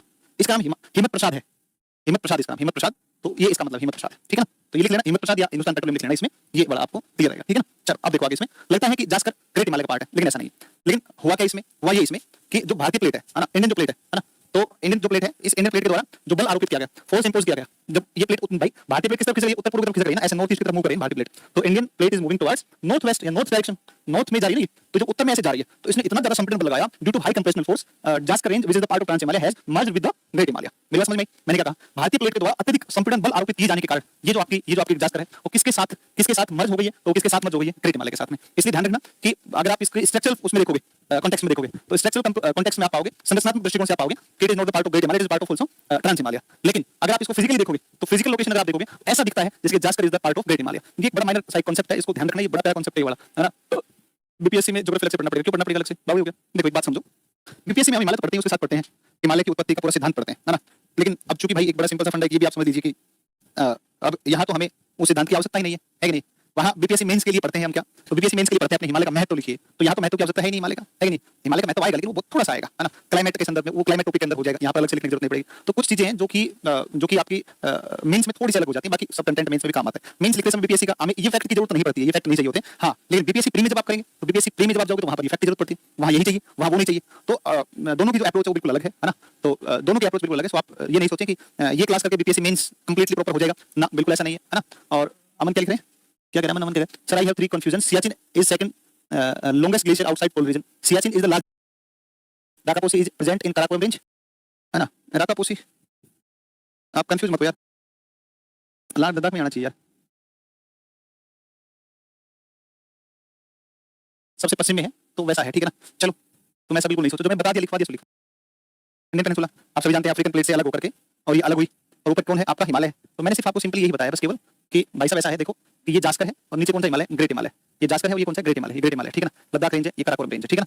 तो भारतीय प्लेट जब ये प्लेट ऐसे मूव करेगी, ऐसे मूव करेगी, नीचे से ऐसे टक्कर मारी तो हिमालय बन रहा है, और जब बहुत ज्यादा कंप्रेशनल फोर्स लगेगा तो जास्कर अभिसरित हो जाएगी, या जास्कर कन्वर्ट हो जाएगी, या मर्ज हो जाएगी किसके साथ में, ग्रेट हिमालय। आप लिख दो इसमें एक पॉइंट लिख दो, लिखो अत्यधिक उच्च संपीड़न भारतीय प्लेट के द्वारा, अत्यधिक उच्च संपीड़न बल के भारतीय प्लेट के द्वारा, भारतीय प्लेट के द्वारा अत्यधिक उच्च संपीड़न बल आरोपित किए जाने के कारण, अत्यधिक उच्च संपीड़न बल आरोपित किए जाने के कारण, आरोपित किए जाने के कारण, किए जाने के कारण, जाने के कारण, कारण जास्कर श्रेणी महान हिमालय के साथ अभिसरित हो गई है, महान हिमालय के साथ अभिसरित हो गई है, अभिसरित हो गई है, अभिसरित हो गई है, हो गई है, परंतु यह ट्रांस हिमालय का ही भाग है, ट्रांस हिमालय का ही भाग है, ट्रांस हिमालय का ही भाग है, ट्रांस हिमालय का ही भाग है ना। तो ट्रांस हिमालय का पार्ट है ना, due to very high compressional force imposed by the Indian plate, the Jaskar range has been merged, है ना। तो merged with the Great Himalaya. So Jaskar range is not the part of Great Himalaya, it is the part of trans Himalaya, ये ध्यान रखना, ठीक है ना। तो ये तुम्हारी रेंज होगी जिसका नाम कौन सा है, तो ये रेंज आपकी होगी जिसका नाम कौन सी, जास्कर, है ना। जास्कर के बारे में यही कुछ खास बातें आपकी आ जाएंगी, ठीक है ना, यही कुछ खास बातें आ जाएंगी, ठीक है। अब आप थोड़ा सा जरा बात कर लो, और बात कर लो आप किसके बारे में, ट्रांस हिमालय का एक और पार्ट है, हाँ बिल्कुल काम है टीआरई 1 में। सर आपकी ज्योग्राफी पढ़ाने से हम बीपीएससी टीआरई 1 में सेलेक्ट करें, भाई बहुत बढ़िया, शानदार, बहुत अच्छा है ना। मास्टर जी बन गए तुम लोग यार, बहुत अच्छी बात है। मैंने निकला है तुमने, आए नहीं तुम मिलने के लिए, टीआरई के तो बहुत सारे बच्चे आए, कई सारे स्टूडेंट आए, है ना। तो टीआरई के तो बहुत बच्चे, मतलब ये मान लो कि टीआरई 1 में जितने बच्चे सेलेक्ट हुए उनमें से अप्रोक्सीमेटली मानकर चलो आप कि 70% मेरे स्टूडेंट हैं, 70% मेरे से पढ़े हुए हैं टीआरई 1 के सेलेक्टेड स्टूडेंट में। टीआरई 1 के सेलेक्टेड स्टूडेंट में कम से कम 70% बच्चे नहीं कह सकते, वो सारे मास्टर हैं बड़े-बड़े उम्र के, तो सारे स्टूडेंट उनमें से 70% कम से कम मेरे पढ़ाए हुए हैं। वो अकेले मेरे कैलाश श्रेणी लिखो आप, कैलाश रेंज, ठीक है ना, कैलाश रेंज, ठीक है, कैलाश रेंज लिखा, हाँ बिल्कुल सही बात है, हाँ सही बात है करीना, वही था मैं ना उस समय, हम नहीं बनाया है वो ना। देखो इसमें तिब्बत में मिलता है, भगवान शिव का घर कहा जाता है, भगवान शिव का घर कहा जाता है, भगवान शिव का घर कहा जाता है, भगवान शिव का घर कहा जाता है ना, तो भगवान शिव का घर कहा जाता है किसे, तो भगवान शिव का घर कहा जाता है, हाँ भगवान शिव का घर किसे कहा जाता है, तो ये कहा जाता है किसको, ये कहा जाता है आपके, ये कहा जाता है आपके कैलाश रेंज को कहा जाता है, ठीक है, कैलाश रेंज को कहा जाता है, ठीक है। लिख लिया सबने, इसमें सबसे ऊंची चोटी यही है, माउंट कैलाश ही है ना।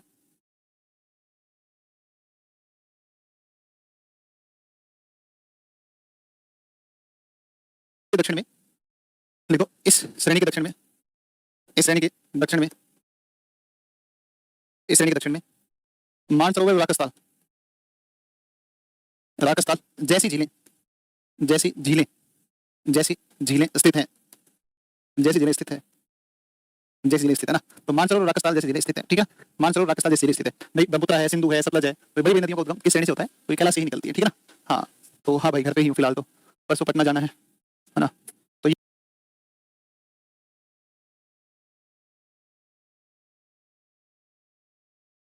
राकस्थाल जैसी झीलें, जैसी झीलें, जैसी झीलें स्थित हैं, जैसी झीलें स्थित है, जैसी झीलें स्थित है ना, तो मानसरोवर राकस्थाल जैसी झीलें स्थित है, ठीक है। मानसरोवर राकस्थाल जैसी झीलें स्थित है भाई, ब्रह्मपुत्र है, सिंधु है, सतलज है, तो बड़ी बड़ी नदियों का उद्गम किस श्रेणी से होता है, तो ये कैलाश से ही निकलती है, ठीक है ना। हाँ तो हाँ भाई घर पे ही हूँ फिलहाल, तो परसों पटना जाना है ना।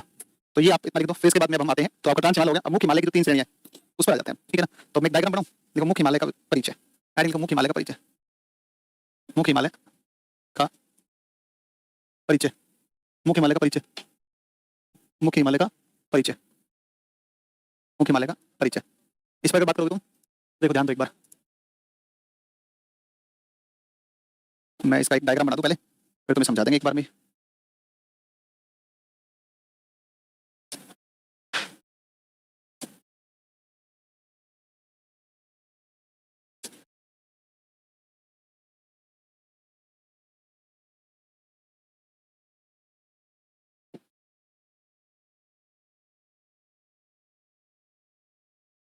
ये है तुम्हारा ना हिमालय। अब इसमें आप एक बार इसमें जिन जिनको शामिल कर रहे हो आप, इसमें से आपका ये है आपका ये वाला, इसका नाम है सिंधु गोर्ज, ये आपका सिंधु गोर्ज है, सिंधु गोर्ज हो गया ये, सिंधु गोर्ज है। और यहाँ से आप चलोगे तो यहाँ से आपका ये जो है ना, ये इसका नाम ब्रह्मपुत्र गोर्ज है, ब्रह्मपुत्र गोर्ज है। तो आप एक काम करो, सबसे पहले तो यहाँ से आप जिस चोटी की बात करते हो, यहाँ पे एक चोटी है, इसका नाम है नंगा पर्वत चोटी, नंगा पर्वत चोटी। और ये यहाँ पे एक चोटी है, नामचा बरवा चोटी, नामचा बरवा चोटी, नामचा बरवा चोटी, नामचा बरवा चोटी है ना। सुन लो एक बार आगे, ये आपका जो देशांतरीय विस्तार है ना, ये 74 डिग्री पूर्वी देशांतर, और यहाँ से आपका ये आपका 96 डिग्री पूर्वी देशांतर है ना, 74 से 96। तो इसमें आपका सबसे पहला प्रश्न आता है कि साहब इसका विस्तार कितना है ना। तो पहले तो आप डायग्राम बनाओ, ये डायग्राम बनाओगे फिर मैं इन सबको लिखवाता हूँ एक एक करके, है कि नहीं। तो एक बार एक काम करो, आप इस डायग्राम को बनाओ। अगर इसका मुख्य हिमालय का विस्तार, इन तीनों श्रेणियों का विस्तार, सिंधु गोर्ज से ब्रह्मपुत्र गोर्ज, नंगा पर्वत से नामचा पर्वत चोटी, 74 डिग्री पूर्व से 96 डिग्री पूर्व के बीच में 22 डिग्री इसका देशांतर विस्तार है। तो ये सारी बातें लिखो, फिर इसकी चौड़ाई, औसत ऊंचाई, तमाम बातें लिखते हैं। ये डायग्राम आप एक बार बनाओ, मैं साइड में हूँ। आप इस डायग्राम को बनाओ जल्दी से एक बार। गोर्ज क्या होता है अभी बता देंगे, पहले तुम इस डायग्राम को बना लो फिर बताएंगे। इसको बनाओ फिर उसके बाद बताएंगे गोर्ज क्या होता है।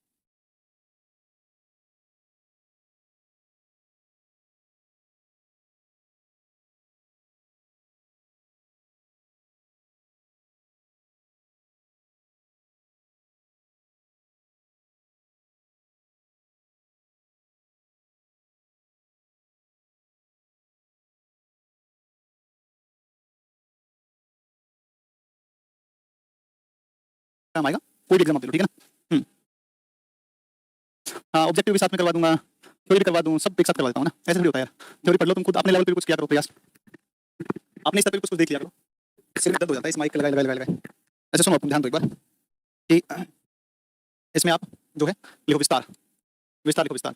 ये विस्तार आपका एक्सटेंशन, एक्सटेंशन, तो एक्सटेंशन कहाँ से कहाँ है, सिंधु गोर्ज से, और कौन सा गोर्ज है, ब्रह्मपुत्र गोर्ज है ना।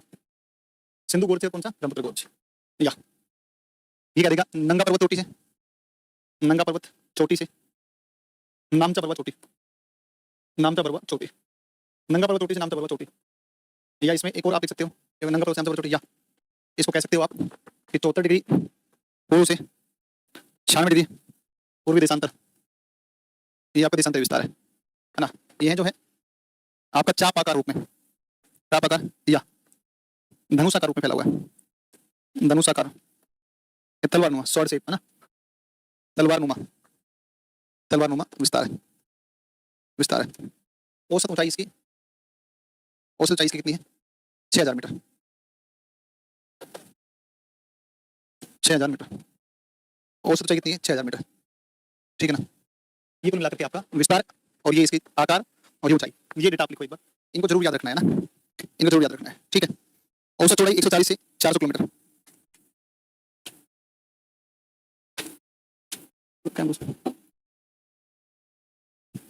ठीक है।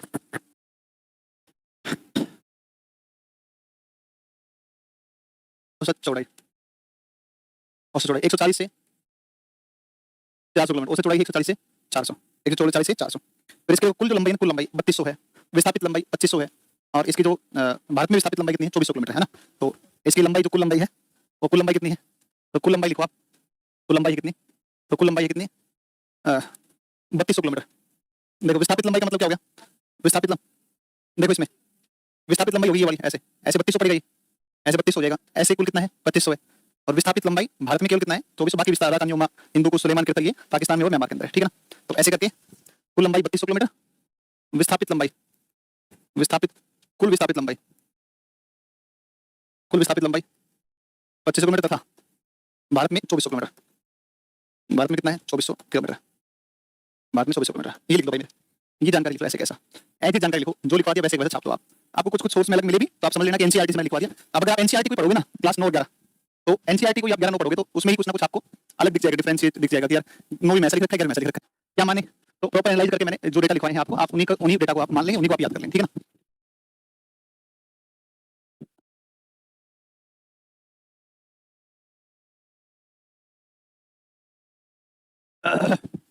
लिखा मेरे भाई सबने, सबने लिखा। अब आप जो है, अब आप लिखो। अच्छा मैं आपको दो चीजें बताऊंगा, दो तीन चीजें बताऊंगा। एक तो मैं सिंटेक्सियल बैंड बताऊंगा आपको, है ना। देखो ये इस तरीके से जब हो ना ऐसे, तो इसकी चाप की लंबाई होगी, ऐसे जब हो ना ऐसे, तो चाप ये है ना, तो ऐसे सीधा हो तो इसको विस्थापित कर देते हैं ना। तो एक तो मैं सिंटेक्सियल बैंड बताऊंगा, एक मैं आपको बताऊंगा कि जो हिंद रेखा है, आइस लाइन है, उसके बारे में बताऊंगा, और एक मैं इनके बीच में जो आपके भ्रंश है, थ्रस्ट है, उन थ्रस्ट के बारे में बात करूंगा, कौन कौन से भ्रंश आपके आएंगे, ठीक है ना। तो राजस्थान विश्वविद्यालय में चलती है ना ये किताब, इसमें लिखा हुआ है, इस किताब में मैंने यह कराकोरम से भी नीचे राग पोसी, राग कैप पोसी है ना, इसके ध्यान, इसमें ध्यान रख लो, इस बात के ऊपर इसमें लिखा हुआ है, इस किताब के अंदर रेफरेंस बुक है मेरे पास में, है ना। तो इसमें ठीक है, गलत नहीं हुआ, या पार हिमालय, फ्रांस या पार हिमालय, ये जो आपका है ना, इसको कहते हैं महान हिमालय, महान हिमालय, इसको कहते हैं मध्य या लघु हिमालय, और इसको कहते हैं शिवालिक श्रेणी, शिवालिक श्रेणी या बाह्य हिमालय, बाह्य हिमालय, बाह्य हिमालय। और ये जो है ना मेरे भाई, ये विंध्याचल है, विंध्याचल है, और ये यहाँ पर है उत्तर का विशाल मैदान, और यहाँ पर है आपका ये है उत्तरी विशाल मैदान, उत्तरी विशाल मैदान, और ये यहाँ पर आपका आएगा ITSZ, सुनो एक बार, Indo Tsangpo suture zone, ITSZ, ये वाला है ना, इस कहते हैं MBF, इसको बोलते हैं MBF, मुख्य सीमांत भ्रंश, और इसको बोलते हैं Himalayan front, Himalayan front fault, Himalayan front fault. अब इसको HFF ऐसे ही रख लेना, हिमालयन फ्रंट फॉल्ट। अब आपसे आज के बाद पूछे कि महान हिमालय और ट्रांस हिमालय को इंडो सांगपो सचर, महान हिमालय, मध्य हिमालय, मुख्य केंद्रीय भ्रंश, देखो इसको बोलते हैं केंद्रीय अक्षीय श्रेणी, इसको बोलते हैं केंद्रीय अक्षीय श्रेणी, केंद्रीय अक्षीय श्रेणी बोलते हैं, केंद्रीय अक्षीय श्रेणी। और ये है ना इंडो सांगपो, इंडो मतलब इंडस, सांगपो मतलब ब्रह्मपुत्र, तो ट्रांस और ग्रेट के बीच में इंडस और सांगपो बहती है ना। देखो एक बार इंडस और सांगपो, देखो ये इधर से कौन आ रही है, इधर से आ रही है इंडस और इधर से आ रही है सांगपो, तो ऊपर की तरफ ट्रांस और नीचे की तरफ कौन सा ग्रेट, इंडो और सांगपो, इंडो और सांगपो के ऊपर ट्रांस है, नीचे कौन सा ग्रेट है, इसलिए ट्रांस और ग्रेट के बीच में कौन सा आएगा, इंडो सांगपो सचर जोन, ठीक है ना, इंडो सांगपो सचर जोन आएगा, ठीक है। और मेरे भाई इसके बाद में हमने कहा ग्रेट और इसके बीच में central axial range, great Himalaya बोलते हैं सेंट्रल एक्सेल रेंज, केंद्रीय अक्षीय श्रेणी, इसलिए महान हिमालय, मध्य हिमालय के बीच में मुख्य केंद्रीय भ्रंश आ गया, क्योंकि सीमांत पहाड़ियां कौन है, शिवालिक सबसे लास्ट में, शिवालिक सीमांत हिमालय की, इसलिए इसमें सीमांत भ्रंश आएगा। और हिमालय फ्रंट, हिमालय के सामने में कौन सा है? तो ये हिमालय है। हिमालय ठीक सामने में कौन है? हिमालयन फ्रंट, फ्रंट फोल्ड है, हिमालयन फ्रंट फोल्ड है। तो ये वाले प्रश्न यहाँ से कई बार पूछता है बीपीएससी में। खैर ऐसा इतिहास है नहीं, रिकॉर्ड है नहीं कि बीपीएससी ने पूछा हो कभी, लेकिन फिर भी बहुत इंपॉर्टेंट हो जाता है कमिंग एग्जामिनेशन में, आने वाले एग्जाम में इस प्रकार के प्रश्न आपसे पूछ सकता है, ठीक है ना। साउंड प्रॉब्लम यहाँ से बिल्कुल ओके है, साउंड यहाँ से कोई दिक्कत नहीं है ना, तो ठीक है, हो जाएगा, तो सही है ना, यहाँ से साउंड वगैरह। कल पढ़ते हैं बाकी। और